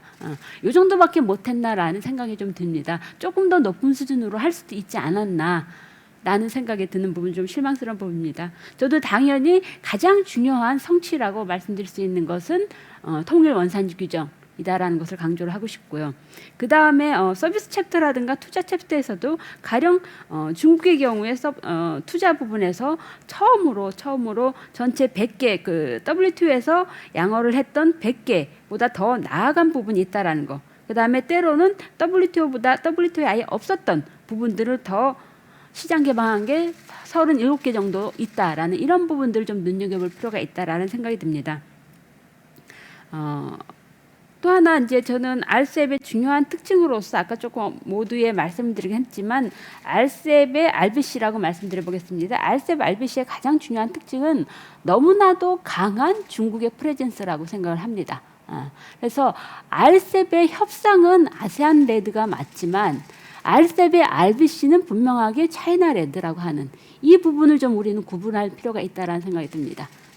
그러나 또 하나 문제는 우리 그 RCEP이 갖고 있는 강점과 장점, 강점과 단점을 좀 말씀드려 보면은 RCEP이 갖고 있는 RCEP의 RBC라고 하는 것들은 분명히 어떤 자연스럽게 형성된 RBC가 제도적 통합으로 나아갔다라는 그런 부분에서 오는 상당히 아주 고도의 효율적인 부분들이 그대로 제도적 통합을 통해서 더 높은 효율성을 발휘할 수 있는 그런 잠재력을 크게 가지고 있다라는 부분이다라고 생각을 합니다. 그러나 이 RCEP, RBC가 갖고 있는 또 하나의 중요한 이것은 어떤 위험성일 수 있는 약한 부분일 수도 있는 게 뭐냐면 너무나 강한 중국의 프레젠스라고 하는 거. 그래서 한국을 포함해서 적지 않은 나라들은 RCEP이 만들어졌을 때 이것이 과도하게 중국의 프레젠스를 너무 강하게 만들어내는 것이 아닌가 라는 부분에 대한 우려를 갖고 있다라는 것이고 이 부분은 중국의 입장에서 상당히 많이 새겨들어야 될 부분이 아닌가라는 생각이 듭니다. 그러한 차원에서 또 하나 우리가 주목해야 될 부분들은 RCEP이 분명히 RBC를 중심으로 만들어진 것이지만 이 RCEP의 RBC가 상당히 폐쇄적인 것이 결코 아니다라는 것. 사실 RCEP의 RBC는 역외와 긴밀히 연결돼 있다라는 이 부분도 저는 우리가 놓치지 말아야 될 중요한 포인트라고 생각을 합니다. 그렇기 때문에 RCEP의 원산지 규정이 과도하게 그 역내 원산지 비율 RBC를 높이지 않고 40%로 낮춘 것은 아주 긍정적으로 평가할 부분이라고 생각을 합니다. 앞으로 RCEP이 어떤 규범을 만들든 과도하게 이것들이 무역 전환 효과를 창출한다든가 과도하게 폐쇄적인 RCEP만은 지역 블록을 만들기보다는 여객 시장과 더 많이 연결될 수 있도록 연계할 수 있도록 노력하는 그런 오픈 리저널리즘을 추구하는 것이 매우 중요한 어떤 원칙이 되어야 하지 않을까라는 생각이 듭니다. 또 하나 RCEP에 상당히 위험할 수 있는 부분 내지는 약한 부분일 수 있는 그러나 또 한편 아주 적어도 제가 아는 한 세계 지역 통합사에 있어서 유례를 찾아볼 수 없는 독특한 측면은 바로 그 전략적 경쟁자 간의 경제 통합이다라고 하는 것이 RCEP이 갖고 있는 중요한 특색이다라고 생각을 합니다. 사실상 RCEP이 이렇게 긴 8년 동안의 협상 기간을 거칠 수밖에 없었던 중요한 이유는 그 안에서 전략적 경쟁자 간에 많은 어떤 알력 내지는 갈등이 있었기 때문에 솔직히 단적으로 일본과 중국과의 관계가 그렇고 지금 현재 또 중국과 호주와의 관계가 많은 갈등을 안고 있습니다. 이러한 나라들이 경제 통합을 이뤄냈다라고 하는 것은 적어도 제가 아는 한 경제 통합사에서는 선례가 없었다라는 생각이 듭니다. 이런 독특한 경제 통합을 이뤄냈는데 다행히도 저는 상당히 반갑게 생각하는 소식이 다른 어떤 누구보다도 차이나와 재팬이 먼저 앞장서서 비준을 맞췄다고 하는 것은 적어도 앞으로의 RCEP 여정에 있어서 상당히 반가운 소식, 청신호가 아닐까라는 생각이 듭니다. 그래서 앞으로 RCEP이 갖고 있는 가장 도전적인 과제는 제가 봤을 때는 이러한 전략적 경쟁자 간의 경제 통합 안에서 일어날 수 있는 전략적 경쟁자 간의 어떤 갈등, 분쟁 이 부분을 어떻게 잘 풀어나갈 것인가 하는 것들이 RCEP이 갖고 있는 가장 큰 과제가 아닐까 합니다. 마지막으로 또 하나의 위크 포인트이자 잘 만들어내면 나쁘지 않겠다라고 생각하는 것은 RCEP 국가 간에 갖고 있는 많은 어떤 디스패리티입니다. 너무 많은 소득 격차, 기술 격차 라고 하는 것들을 안고 있기 때문에 그래서 RCEP에 대해서 왜 이렇게 수준이 낮아라고 얘기하는 것은 반대로 그러면 수준 높은 FTA를 하려면 언제 끝날 수 있을까요? 라는 질문을 우리는 던져야 된다는 생각이 듭니다. 8년이 지났지만 가까스로 여기까지 올 수밖에 없었던 RCEP의 현실은 너무나 많은 나라들의 기술 격차, 소득 격차가 존재하고 또한 가장 중요하게는 각국 사이에 안고 있는 그런 어떤 정치적인 외교 안보적인 경쟁 관계를 갖고 있기 때문에 상당히 위험할 수도 있는 그런 RCEP이 만들어진 것 자체는 기본적으로 저희는 매우 축하할 일이다라는 생각이 듭니다. 이상입니다. 네, 김양희 교수님 감사합니다. 제가 조금 전에 시혜 교수님 그리고 김양희 교수님께서 말씀하셨던 그 RCEP의 수준이나 그런 그 포괄성에 대해서 말씀을 해주시면서 보다 많은 개도국들에 대한 포용이 필요하고 그 부분에 대해서 어드레스가 돼야 되는데 RCEP이 거기에 굉장히 적합하다라는 말씀을 해주셨는데 전적으로 동의합니다. 제가 그 말씀을 들으면서 한 가지 단어를 생각했습니다. 이게 제가 WTO에 근무할 때 매일 듣던 말인데 포용성이라는 단어입니다. inclusiveness입니다. 포용성이 있는 RCEP. 그래서 굉장히 높은 수준으로 해서 아주 포괄적으로 FTA를 만들어서 개도국들이 참여를 하지 않는 것보다는 조금 수준을 낮춰서 아시아에 있는 많은 개도국들이 다 참여해서 아시아 국가들이 하나의 그 규범 체계 안에서 경제 통합을 점진적으로 이루어 나가는 것이 굉장히 바람직한 접근 방향이다. 이런 부분에 대해서는 제가 굉장히 동감이 가는 부분이라고 생각합니다. 그리고 재미있는 포인트 하나 말씀해 주셨는데요. RCEP이 전략적 경쟁자들이 같이 들어와 있는 하나의 그 그룹이다. 조금 여기가 경제 토론 세션이기 때문에 저희가 다루기는 좀 그렇지만 예를 들어서 일중 간의 전략적 경쟁이라든지 또는 중국과 호주 간의 최근의 그 어떤 분쟁이라든지 이런 것들이 다 있는데 그럼에도 불구하고 15개국들이 경제적으로는 하나의 단일체를 만들어냈다 하는 것은 굉장히 저는 역사적으로 좋은 선례가 될 것이라고 생각을 합니다. 그래서 경제 통합을 통해서 정치적인 갈등이나 분쟁을 감소시켜 나갈 수 있는 그런 좋은 선례가 됐으면 좋겠다 하는 생각을 가지고 있습니다. 이어서 신호다 교수님께 부탁을 드려보도록 하겠습니다. 교수님 준비되셨으면 발표 부탁드립니다.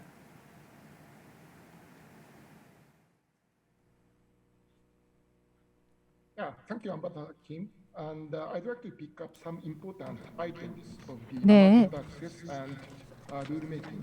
저희가 이제 그 룰 메이킹과 The voting, 대해서 말씀을 드리는데요. 저 일단은 원산지 규정에 대해서 말씀을 드리도록 하겠습니다. 지금 원산지 규정과 관련해서 다른 그 FTA들 같은 경우 원산지 규정이 좀 상이한데요. RCEP은 단일한 원산지 규정을 가지고 있습니다. 그래서 RCEP에서는 또 원산지 규정과 관련해서 약간 유연한 입장을 취하고 있습니다. 다양한 국가에서 가치를 누적할 수 있는 누적 조항도 적용이 되고요. 그다음에 RBC 또는 CTC 중에서도 선택할 수가 있습니다. 그리고 몇몇 국가들은 이제 서비스 분야에서 네거티브 리스트를 도입하고 있고 또 몇몇 국가는 이제 향후에 좀 시간을 두고 포지티브 리스트에서 네거티브 리스트로 전환을 한다라고 합니다. 그리고 또 투자와 관련해서 말씀을 드리면은 사전 수립 단계에서 내국민 대우나 또는 최혜국 대우 원칙을 적용할 수 있게 했습니다. 그리고 그것은 네거티브 리스트에 기반을 둔 것이고요. 그리고 또 이행 의무 요건을 금지를 하고 있습니다. 그래서 기술 이전 요건이나 로열티 제한 요건들이 사라졌고요. 그다음에 ISDS 조항과 관련해서는 이번에는 포함이 되지 않았지만 저희가 이제 RCEP을 발효하고 나서 2년 안에 ISDS 조항과 관련해서 또 당사국끼리 협상을 진행할 예정입니다. 그리고 지금 인도 태평양 지역 같은 경우에는 굉장히 서비스 중심의 경제 체제로 전환이 되고 있고 점점 더 디지털화가 가속이 되고 있습니다. 그래서 RCEP 같은 경우에는 인도 태평양 지역에서 자유롭고 공정한 무역 레짐을 구축하는 데 있어서 분명히 기여할 수 있다라고 생각합니다. 특히 이제 전자상거래와 지재권 분야에 있어서 굉장히 확실한 그런 룰들을 적용을 하고 있기 때문입니다. 지재권과 관련해서는 뭐 위조품 압수 처분 또는 뭐 상표권 침해와 관련해서 직권상의 조치들을 국가들이 취할 수 있게 되고요. 그다음에 전자상거래 같은 경우에는 자유로운 어떤 데이터의 흐름을 보장을 하고 있고 또 데이터 국지화 요건들을 금지를 하고 있습니다. 무역 촉진과 관련해서 말씀을 드리면요. 저희가 지금 타겟을 세웠습니다. 그래서 상품이 48시간 안에 통관을 해야 되고요. 그리고 또 뭐 급행 운송 같은 경우 6시간 안에 통관을 하도록 목표를 세웠습니다. 그렇다면 지금부터 RCEP의 강점과 또 약점에 대해서 말씀을 드리도록 하겠습니다. 강점에 대해서 말씀을 드리면요. RCEP은 자유롭고 공정한 경제 룰을 저희 영내에 수립을 했다라고 생각을 합니다. 그리고 다양한 분야를 아우르고 있는데요. 지재권과 전자상거래도 또 포함이 되어 있습니다. 그리고 사실 이제 아세안이 이런 국제 무대에서 룰을 수립하는 데 있어서 개도국들이 또 참여할 수 있는 그런 기회들이 만들어지기 시작했다라고 생각을 합니다. 그리고 단일 원산지 규정을 도입함으로써 FTA를 통한 어떤 스파게티 볼 효과라는 것을 제거를 했고요. 그리고 또 기업들 입장에서는 원산지 규정이 통합이 되었기 때문에 교육과 관련된 행정 비용을 줄일 수 있습니다. 저희가 RCEP 강요회는 이제 원칙적으로 매해 교체를 할 거고요. RCEP 사무국과 RCEP 공동위원회가 수립이 되었습니다. 그렇게 함으로써 RCEP 당사국들이 협정을 제대로 이행할 수 있도록 지원을 제공할 예정입니다. 약점에 대해서 말씀을 드리면요. RCEP의 그 관세 자유화율이라고 하는 것은 다른 메가 FTA, 뭐 CPTPP나 EU, 일본 EPA에 비해서 그 수준은 낮습니다. 그리고 또 RCEP에서 환경과 노동과 국영기업 그리고 규제 합치와 관련된 챕터들이 없습니다. 이것은 TPP에는 포함이 되어 있는 챕터인데 RCEP에서는 포함이 되어 있지 않습니다. 감사합니다. 네. 신호다 교수님 발표 감사드립니다. 역시 RCEP의 강점이라는 것은 영내에 단일한 규범 체계가 설립이 됐다. 이런 부분에 대해서 말씀을 해주신 것 같고요. 서비스나 투자 부분에 있어서도 ISD가 포함이 되지는 않았지만 일부 국가들의 서비스에 대한 네거티브 리스트 채택이라든지 투자 분야는 모든 회원국들이 네거티브 리스트를 채택했고 거기 또한 그 설립전 투자에 대해서도 최애국 대우나 내국민 대우를 부여했고 그리고 또 이행 의무 부과 금지 이런 많은 조항이 들어간 거는 투자에서도 상당한 그 규범의 진전이 있었다. 이런 말씀을 해주신 것 같습니다. 마지막으로 허민 교수님께 마이크를 넘겨드리도록 하겠습니다.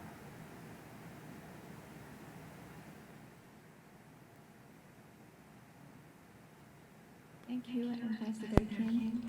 네, 대사님 I think 감사합니다. in terms of the rules, Professor Xie, 규칙과 관련해서는 시에 김 그리고 신호다 교수님께서 이미 언급을 해주신 것 같습니다.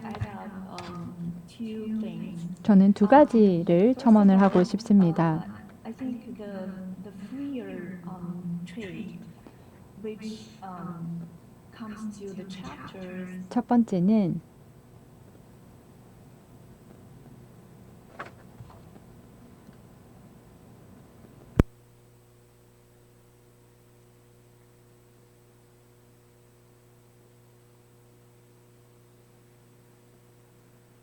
허 교수님 들리세요? 허민 교수님 혹시 들리시나요? 화면이 지금 정지되어 있는데요.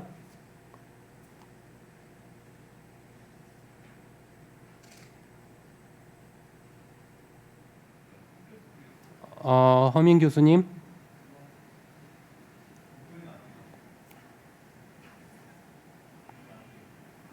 네, 지금 허민 교수님 발표 중에 조금 지금 기술적인 문제가 생긴 것 같습니다.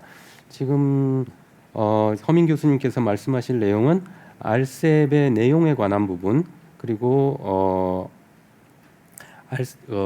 중국 측에서 보는 RCEP 협정의 강점이나 약점에 대해서 말씀을 하시는 도중에 지금 화면이 끊어졌기 때문에 그리고 또 시간이 별로 남지 않았기 때문에 허민 교수님은 조금 이따 연결이 되면 그 부분에 대해서 다시 듣기로 하고 세 번째 질문으로 그대로 넘어가도록 하겠습니다. 세 번째 질문은 오늘 토론에 대한 결론 부분입니다. 앞으로 이제 우리가 지금까지 RCEP 협정의 체결의 의미라든지 내용에 대해서 많은 토론을 했었는데요. RCEP 협정은 여러분들의 토론을 종합하면 이것이 2020년에 체결이 되고 지금 아직까지 발효는 되지 않았지만 이것은 아세안 플러스 1부터 RCEP까지 쭉 이어오는 하나의 흐름이고 앞으로도 더욱더 발전해 나가는 어떤 그런 진화적인 이볼빙 프로세스라고 하나요? 진화해 나가는 협정이다 하는 그런 견해들을 다 표명을 해주셨는데 그렇다면 앞으로 미래에 있어서 RCEP이 안고 있는 문제점이 무엇인지 여기에 대해서 RCEP에 대해서 어떤 제언을 해주실지 이 부분에 대해서 참석자들의 의견을 들어보도록 하겠습니다. 향후 RCEP의 발전 방향에 대해서 여러분들이 생각하시는 분야나 어떤 방안이 있으면 제가 2분 내지 3분씩만 드리겠습니다. 6분까지는 시간을 못 드릴 것 같고요. 2분 내지는 3분 아주 짧게 말씀을 해주시면 감사하겠습니다. 발표 순서는 김양희 교수님, 신호다 교수님, 허민 교수님이 연결이 되면 허민 교수님 그리고 시혜 교수님의 순서입니다. 김양희 교수님 먼저 부탁드리겠습니다. 예. RCEP과 먼저 이제 CPTPP하고의 관계에 있어서 이제 국내에서도 그렇고 이제 많은 얘기들이 나오는 게 RCEP과 CPTPP가 공존함으로 해서 어떤 규범이 파편화되고 어떤 분단되는 이런 것들에 대해서 많이 우려를 하는 것 같은데 저는 그 부분은 그다지 큰 우려할 필요는 없다라는 생각이 드는 게 이것이 전혀 다른 두 개가 공존한다라는 측면보다는 레벨이 높은 것과 낮은 것이 좀 공존하는 이러한 측면이라서 RCEP의 어떤 수준을 조금씩 높여감에 따라서 그런 문제는 조금씩 해소되지 않을까라는 생각이 듭니다. 제 나름의 견해를 가지고 RCEP의 발전 방안을 얘기한다면은 제가 아까 말씀드린 것처럼 RCEP이라는 것이 어떤 지경학적으로는 상당히 좋은 어떤 기회 요인을 갖고 있다. 어떤 내추럴 트레이딩 블록이 자연스럽게 만나지면서 그것이 제도 통합으로 갔다라는 이 측면이 RCEP이 갖고 있는 가장 중요한 지경학적인 기회 요인이라고 한다면은 어떻게 이것을 최대화할 것인가라는 것들이 먼저 중요하게 얘기되어질 것 같고요. 그 다음에 동시에 RCEP이 갖고 있는 어떤 지정학적인 위험 요소 라고 할 수 있는 너무 국가 간의 어떤 차이, 격차가 크다라는 점, 그리고 무엇보다도 전략적인 경쟁자 간의 경제 통합이라고 하는 것이 갖고 있는 위험 요소를 어떻게 하면 최소화할 것인가 라는 그 두 축으로 모아진다라고 생각을 합니다. 그래서 지경학적인 기회를 최대화하기 위해서는 아까 말씀드린 것처럼 RCEP에서 너무 과도하게 중국이 갖고 있는 어떤 프레젠스를 너무 일방적으로 높여가는 것이 되지 않고 서로가 윈윈할 수 있는 그런 관계를 만드는 그런 규범을 만드는 게 중요하다라는 생각이 들고, 두 번째로는 RCEP의 기본적인 발전을 위해서는 절대 오픈 리저널리즘을 추구하는 것들이 필요하겠다라는 생각이 듭니다. 그 다음에 RCEP에서 그 지경학적인 기회 요인을 최대화하는 또 하나 중요한 부분은 중국이 갖고 있는 어떤 시장으로서의 중요한 역할이 앞으로도 굉장히 중요할 수밖에 없는데, 그러기 위해서는 중국을 제외한 다른 회원국들이 중국 시장에 들어가서 경쟁할 때 중국 시장이 다른 회원국에게 어떤 레벨 플레잉 필드를 제공해야 된다라는 거, 중국이 공정한 경쟁 여건을 제공하는 것들이 매우 중요한 요소가 되겠다라는 생각이 듭니다. 이 부분은 중국의 입장에서도 중국이 앞으로 CPTPP에 가입할 것을 원한다면은 CPTPP가 추구하는 아주 높은 수준의 규범에 맞추기 위해서도 그것을 국내적으로, 이미 중국도 어느 정도 그런 준비를 하고 있다라고 저는 알고 있습니다. 그래서 그런 것들도 염두에 뒀을 때 중국 시장을 공정한 경쟁 여건으로 만들어 나가는 것, 그것이 매우 중요할 수 있겠다라는 생각이 듭니다.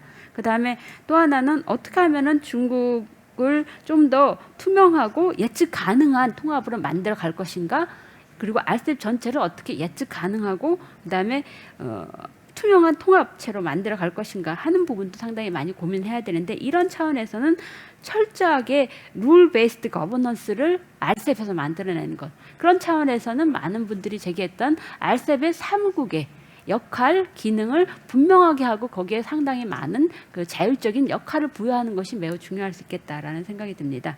또 하나 RCEP이 갖고 있는 중요한 위험 요소일 수도 있고, 어떻게 보면 이것을 잘 만들어 나가면은 미니 WTO 기능도 가질 수 있다라고 하는 것들이 국별 격차입니다. 이런 국별 격차를 최소화하기 위해서 인클러시브 FTA를 만들어 나가는 것, 이것도 매우 중요한 목표가 되지 않을까라는 생각이 듭니다. 그래서 RCEP이 갖고 있는 무엇보다도 가장 그 독특한 특색이라고 할 수 있는 전략적 경쟁자 간의 어떤 경제 통합이 잘하면은 상당히 독특한 경제 통합체로서의 모델이 될 수 있다라는 부분을 보여주기 위해서는 앞으로 RCEP을 구성한 이 지역의 집단 지성이 상당히 중요한 요소가 되지 않을까라는 생각이 듭니다. 이상 간단히 마치겠습니다. 네, 김양희 교수님 감사합니다.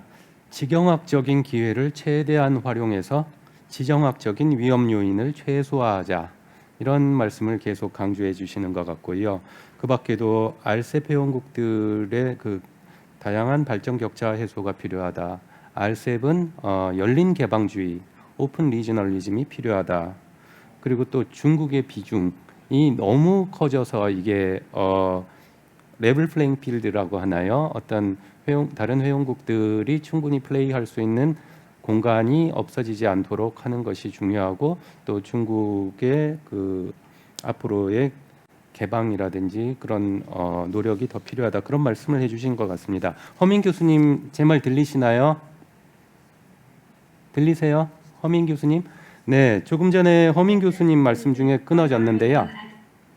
예, 허민 교수님, 조금 전에 말씀드린 이 두 번째 질문입니다. RCEP 내용에 대한 평가 부분, 그 부분이 저희가 잘 못 들었는데 그 부분에 대해서 RCEP 내용, 그리고 허민 교수님께서 생각하는 RCEP의 내용상의 강점과 약점에 대해서 말씀을 해주시기 바랍니다.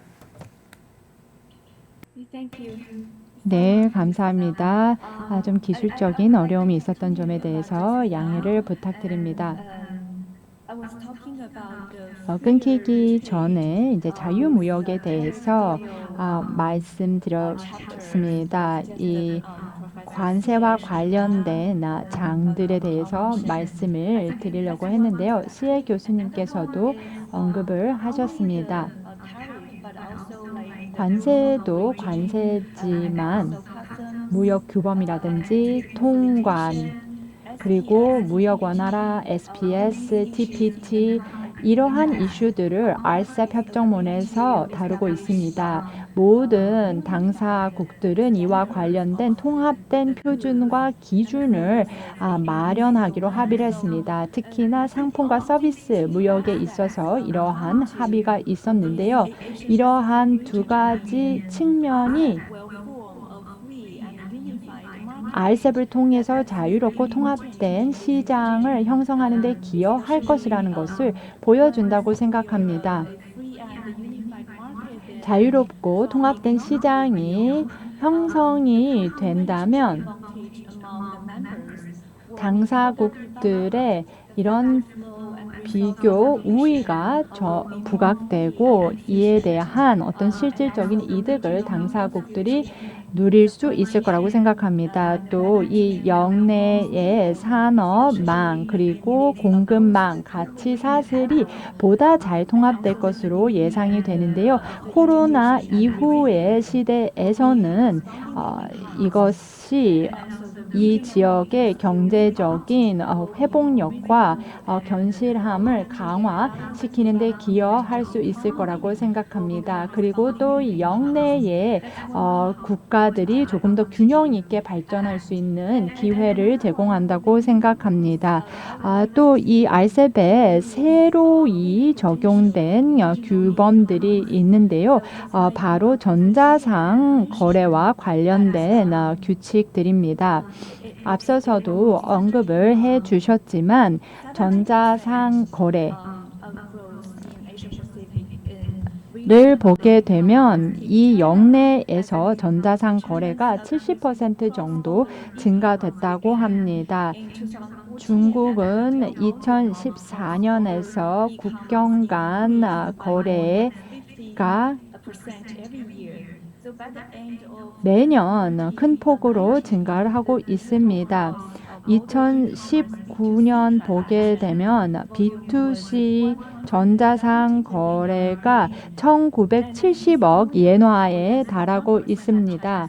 그런데 이것이 총 무역 규모의 1% 정도를 차지하는 규모입니다.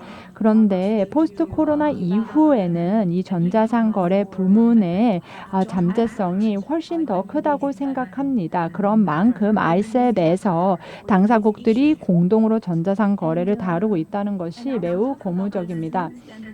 그리고 이 RCEP의 강점과 약점에 대해서도 언급을 하고 싶습니다. 김 대사님께서 포용성, RCEP의 포용성에 대해서 언급을 해 주셨는데요. 이것이 RCEP의 가장 큰 강점이라고 생각합니다.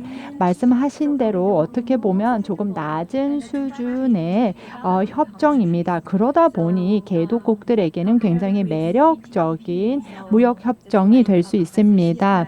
CPTPP와 비교했을 때 RCEP 같은 경우에는 국영기업과 같은 조항들을 포함하지 않고 또 ISDS도 포함되어 있지 않습니다. 그러다 보니 오히려 개도국들이 참여하기가 쉬운 무역협정이 아닌가 싶습니다. 왜냐하면 RCEP에 가입을 했을 때 당사국 경제에 미칠 수 있는 부정적인 영향에 대해서 조금 걱정을 덜 수 있기 때문입니다. 그렇게 하면서 자유무역을 추진을 하고 그렇게 하면서 어느 정도의 국내 개혁을 추진할 수 있기 때문입니다. 그리고 RCEP을 보게 되면 전자상거래라든지 중소기업과 같은 규정들이 있다 보니 이 지역의 개도국들 그리고 기타 지역의 개도국들도 관심을 가질 수 있을 거라고 생각합니다. 궁극적으로는 인도나 파키스탄, 또 몽골, 또 북한, 또 동유럽이나 또 중앙유럽의 국가들, 남미 국가들에게도 부담이 덜한 무역협정으로서 가입의 여지가 있다고 생각합니다. 동시에 RCEP이 높은 수준이 아니라는 것이 또 취약점이기도 합니다. 그러다 보니 이제 꾸준히 계속해서 업그레이드가 되어야 할 텐데요. 김양희 교수님께서도 말씀을 해주셨지만 이 전환기가 굉장히 긴 무역협정입니다. 그래서 일부 품목 같은 경우에는 무관세가 되기 위해서 21년 정도 기다려야 합니다. 그래서 실제로 무관세를 달성하기 위해서 21년이 걸린다는 이야기인데 사실 교육 환경이 굉장히 급변하고 있습니다. 그리고 일부 RCEP 국가들은 이미 CPTPP, 발효가 된 CPTPP의 회원국이기도 합니다. 또 중국도 9월 16일 CPTPP 가입 신청서를 제출한 것으로 알고 있습니다. 그리고 CPTPP의 높은 수준을 충족하기 위해서 국내 개혁을 진행 중인 것으로 알고 있습니다. 그러니까 전환기가 RCEP의 입장에선 전환기가 완료되기 이전에 업그레이드를 해야 하는 그런 문제에 직면할 수도 있습니다. 또 앞서서도 언급을 해 주셨는데요. procedure uncertainty to enter into force about the RCEP. RCEP이 발효를 되기 위해서는 비준이 되어야 합니다. 이와 관련된 불확실성도 있고요. 또 미중 간 갈등으로 인한 불확실성도 있습니다. 아세안 국가 그리고 한국 그리고 기타 국가들이 과연 이제 비준을 어떻게 하느냐에 따라서 그 발효와 관련해서도 불확실성이 있다라고 말씀을 드리겠습니다. 역시 개도국 프렌들리한 포용성이 큰 RCEP의 가장 큰 장점이다 이런 말씀을 해주셨고요. 제가 재밌게 들은 거는 이렇게 RCEP이 포용성이 크기 때문에 영내 다른 개도국들 물론 그 협상 과정 마지막에서 빠진 인도는 물론이고요. 지금 교수님께서 말씀하신 파키스탄이라든지 북한이라든지 몽고에게도 앞으로 문을 열어주어야 된다 이런 말씀을 하셨는데 굉장히 저는 그 의미가 있는 말씀이시라고 생각합니다. 이것과 관련해서 제가 허민 교수님께 한 가지 추가 질문을 드리겠습니다.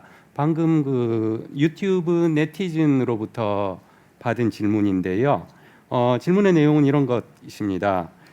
최근에 RCEP이나 CPTPP 가입 문제로 중국과 대만이 조금 갈등 양상을 빚고 있는데 만일에 대만이 RCEP이나 CPTPP에 가입을 한다 이런 경우에는 가입을 하거나 또는 미국이 대만의 가입을 이렇게 도와주거나 이런 경우에는 미중 갈등이 더 심화되지 않겠느냐 이런 질문을 해주셨습니다. 그래서 제가 질문드리고 싶은 것은 CPTPP는 저희가 다루고 있는 질문이 아니니까요. 예를 들어서 RCEP이 지금 허민 교수님 말씀하신 대로 파키스탄이나 북한, 몽고에게도 문을 열 수 있다면 대만에게도 문을 열 수 있을까요?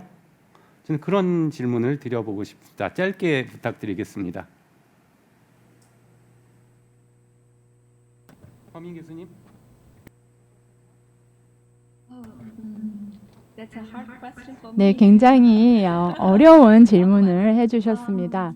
For me, I think in this region, to join in this 영내에서 CPTPP에 가입을 하기 위해서 with higher standard, it will be 좀 높은 수준의 무역 협정에 to 가입을 한다는 것은 as a part of China. So as 중국에게 유리하다고 생각합니다. 중국의 일부로서 대만이 함께 한다는 것은 좋은 일이라고 생각합니다. 중국은 이미 CPTPP에 가입 신청서를 제출을 했습니다. as a part of China, 중국의 일부로서 대만이 함께 중국과 함께 CPTPP에 가입을 할 수 있다면 I think we all join in this 모두가 higher standard. 높은 수준의 무역 협정의 혜택을 누릴 수 있을 거라고 생각합니다. 그리고 Economic review, I think it will be beneficial. 경제적으로 봤을 때 I mean, other region. I mean, the 이렇게 된다면 이 지역의 영내의 다른 회원국들에게도 혜택이 있지 않을까 생각합니다. 네. 이만 마무리하겠습니다. 교수님, 감사합니다. 굉장히 터프 퀘스천이라고 말씀을 하셨는데요. 저희가 이해를 할 수 있을 것 같습니다. 근데 대만이 중국의 일부이다라는 원칙을 훼손하지 않는 이상은 그것도 긍정적으로 볼 수 있는 것 아니냐, 이런 취지로 저희가 이해를 했습니다. 제가 이해하기에도 1989년에 에이펙이 출범했을 때 중국과 대만과 홍콩이 동시 가입을 한 그런 기억이 있었던 것 같습니다. 그래서 이 문제에 대해서도 저희가 한국으로서는 예를 들어서 북한이 RCEP에 가입한다면 정말로 이거는 좋은 일이다라고 생각을 합니다. 그래서 이런 문제에 대해서도 RCEP이 앞으로 동아시아의 평화에 대해서 기여를 해나갈 수 있기를 바라겠습니다. 시간이 얼마 안 남았습니다. 세 번째 질문으로 다시 넘어가겠습니다. 세 번째는 향후의 RCEP 발전을 위한 제언인데요. 김양희 교수님까지 들었습니다. 지금 남은 분들이 신호다 교수님, 허민 교수님, 시혜 교수님이신데요. RCEP의 향후 발전 방향에 대한 여러분들의 어드바이스, 여러분들의 제언에 대해서 시간이 넘어왔기 때문에 1분씩만, 죄송하지만 1분씩만 아주 짧게 요지만 말씀해 주시면 감사하겠습니다. 신호다 교수님부터 부탁드리겠습니다. Thank you, Ambassador Kim. 네, 대사님 감사드립니다. With India's participation is important. 네, 지금 Realizing the free and open RCEP 같은 경우에는 공정하고 자유로운 동아시아 지역을 구축을 하는데 도움을 줄 수가 있습니다. 특히 인도가 만약에 RCEP에 인도가 다시 빠른 시일 안에 가입을 하기 어렵다라고 하면은 저희가 인도와 산업 부분에서 협력을 통해서 인도를 동아시아의 그 공급망에 포함을 시킬 수 있을 것 같습니다. RCEP 같은 경우에는 다양한 그런 경제 수준을 가지고 있는 국가들이 참여를 하고 있습니다. 그렇기 때문에 지금 CPTPP는 높은 수준의 어떠한 그 수준의 협정은 아니고 규범들이 포함되어 있지는 않습니다. 그렇지만 저희가 단기적으로는 이제 RCEP의 그런 각 국가의 국내 그 프로세스를 빨리 가속화해서 2022년 1월 초에는 발효를 하는 것이 좋을 것 같습니다. 그리고 또 저희가 전략을 수립을 해서 중소기업들이 글로벌 가치망에 접근할 수 있도록 해야 될 것입니다. 그리고 다양한 경제 기관들을 통해서 이 RCEP에 대한 인식을 제고하고 또 저희가 RCEP에 대해서 알려야 될 것입니다. 그래야지만 RCEP이 발효가 된 다음에 이제 RCEP을 활용하는 기업들이 많이 늘어나겠죠. RCEP을 플랫폼으로 이용하면 좋을 것 같습니다. 그래서 저희 영내의 무역과 그리고 경제와 관련된 대화와 협력을 촉진할 수 있도록 말입니다. 그리고 또한 RCEP의 이행을 위해서 역량 강화도 중요할 것 같고요. 그다음에 또 RCEP 국가들이 이제 협력을 하는 것이 중요하다라고 생각합니다. 그래서 최대한 저희의 어떤 그 협정의 수준이 CPTPP의 그런 수준에 부합하도록 하는 것입니다.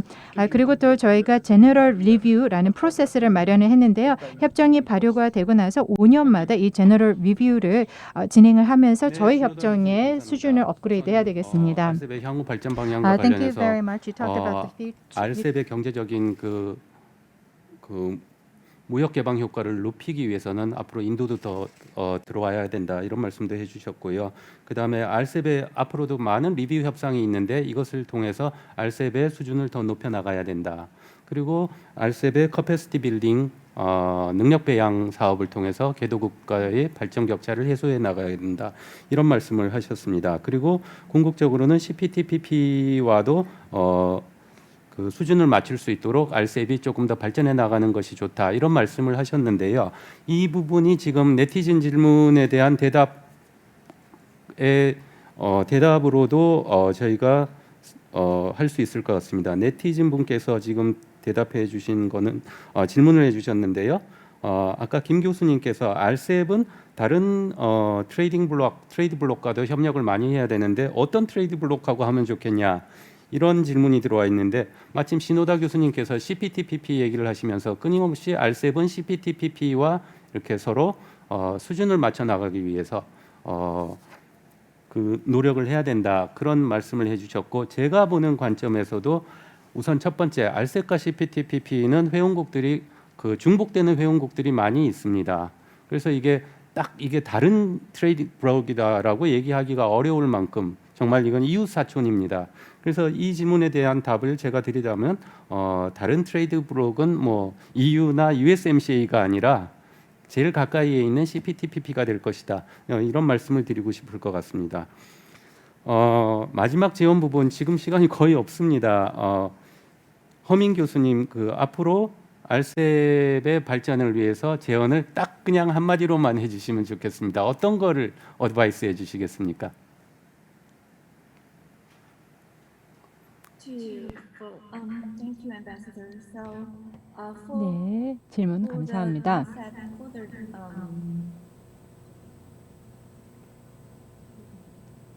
I think both RCEP and CPTPP. 저는 RCEP과 CPTPP 모두 APEC의 이런 개방된 지역주의를 주창하고 또 역내 또 역외의 국가들의 가입을 환영한다고 생각합니다. 또 경제 통합 조직으로서 회원국들이 많을수록 무역 자유와 배당이 더 커질 수 있다고 생각합니다. 앞서서도 제가 말씀드렸지만 RCEP이 보다 개도국의 최적화이기 때문에 발효가 된다면 보다 많은 국가들이 가입을 할 수 있도록 하는 것이 좋을 것 같습니다. 또 물론 이제 RCEP이 높은 수준이 아닌 것이 취약점이다 보니 계속해서 꾸준히 업그레이드를 할 필요가 있습니다. 또 앞서서도 언급이 되었지만 RCEP의 틀 내에서 가장 중요한 요소 중에 하나는 한중일 간의 FTA를 체결하는 것이 될 것 같습니다. 그러니까 이 프레임워크 내에서 한중일 간의 이런 관세 인하와 관련된 협정이나 협약을 체결하는 것이 좋을 것 같습니다. 그리고 두 번째로는 동아시아 지역의 역내 공급 및 가치 사슬을 도모하는 것이 중요할 것이라고 생각을 합니다. 또 RCEP의 틀 내에서 한중일 자유무역지대와 관련된 협상을 하는 것도 중요할 것 같습니다.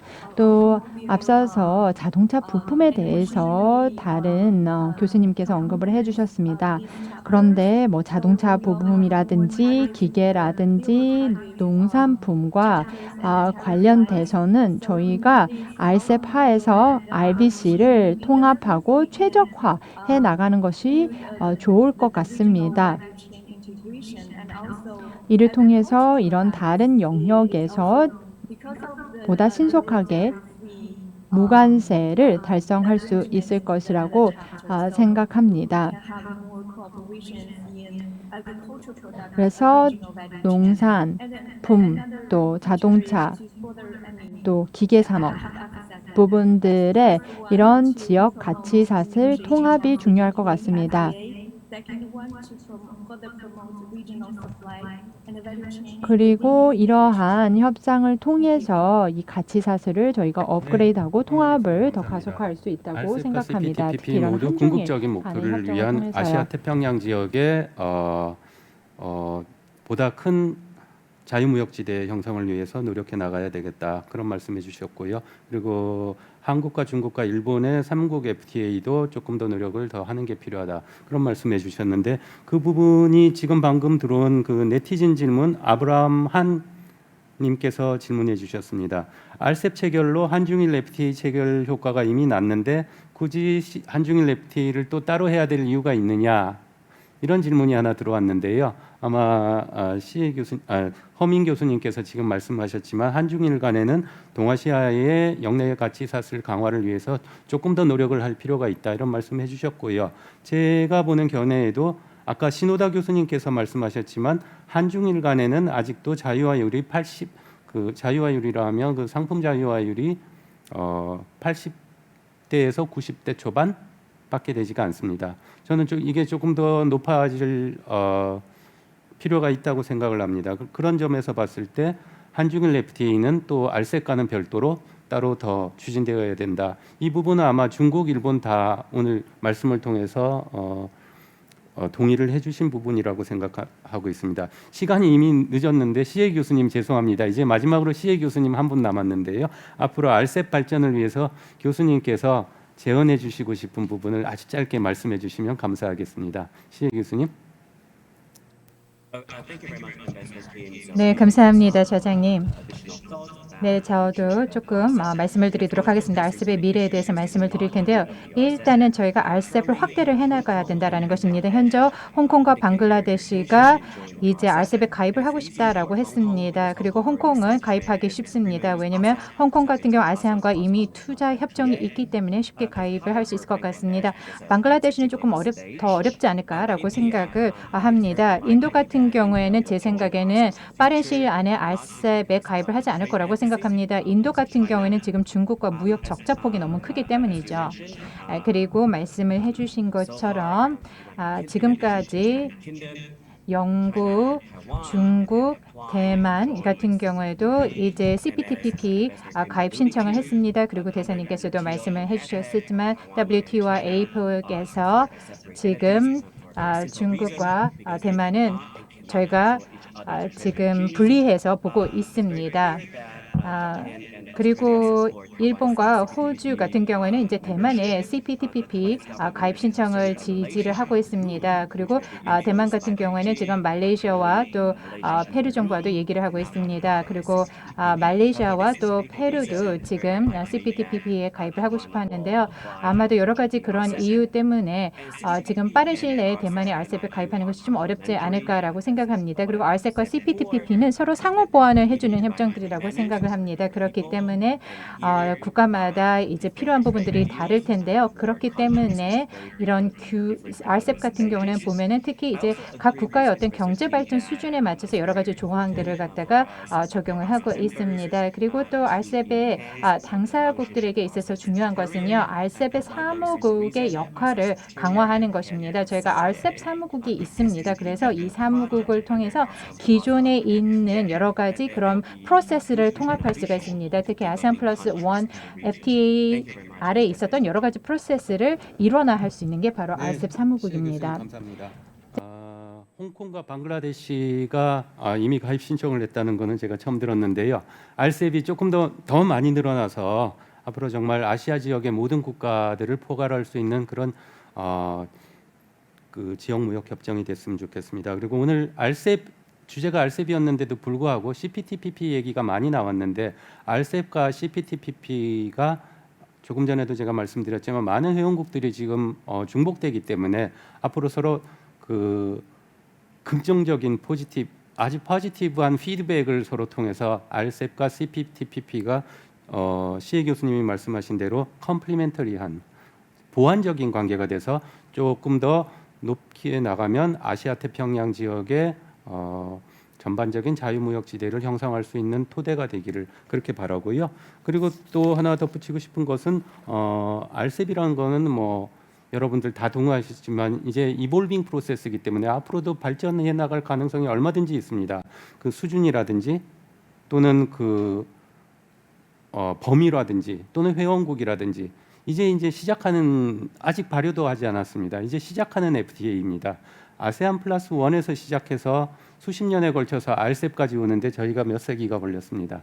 이제부터 RCEP은 시작하는 것에 대해서 여러분들이 다들 축복해 주시고 그리고 또 RCEP이 앞으로 더 발전하기를 바란다. 이런 점에 있어서는 참석자들이 다 공감을 해주신 것 같습니다. 오늘 이미 시간을 넘겨서까지 이렇게 토론을 해주신 여러분들께 다시 한번 감사 말씀을 드리겠습니다. 그리고 이것으로 제3세션을 마치고자 합니다. 오늘 굉장히 바쁘신데 참석해주신 시혜 교수님, 허 교수님, 신호다 교수님, 김양희 교수님 네 분 전문가들께 감사를 드리고요. 오늘 토론을 통해서 RCEP에 대해서 굉장히 이해가 많이 높아지고 그리고 또 영내 회원국들이 어떤 생각을 가지고 있는지 이런 데에 대해서 전문가들의 평가와 의견을 들어보는 좋은 기회가 됐다고 생각을 합니다. 이번 회의는 이제 비대면으로 진행을 했는데 내년에는 아시아 태평양 지역에서 코로나가 좀 사라져서 대면으로 만나서 조금 더 활기찬 토론을 할 수 있기를 기대합니다. 제3세션 마치도록 하겠습니다. 여러분 감사합니다. Thank you, Ambassador Kim. Now we wrap up the morning session. Please come back at 2 p.m. for the last session. 마지막 세션은 2시에 시작될 예정입니다. 마지막 세션은 국토교통부와 함께 하는 특별 세션입니다. 패널리스트들은 마지막 세션에서는 EARC를 통한 교류 강화와 관련된 이야기를 나누게 될 것입니다.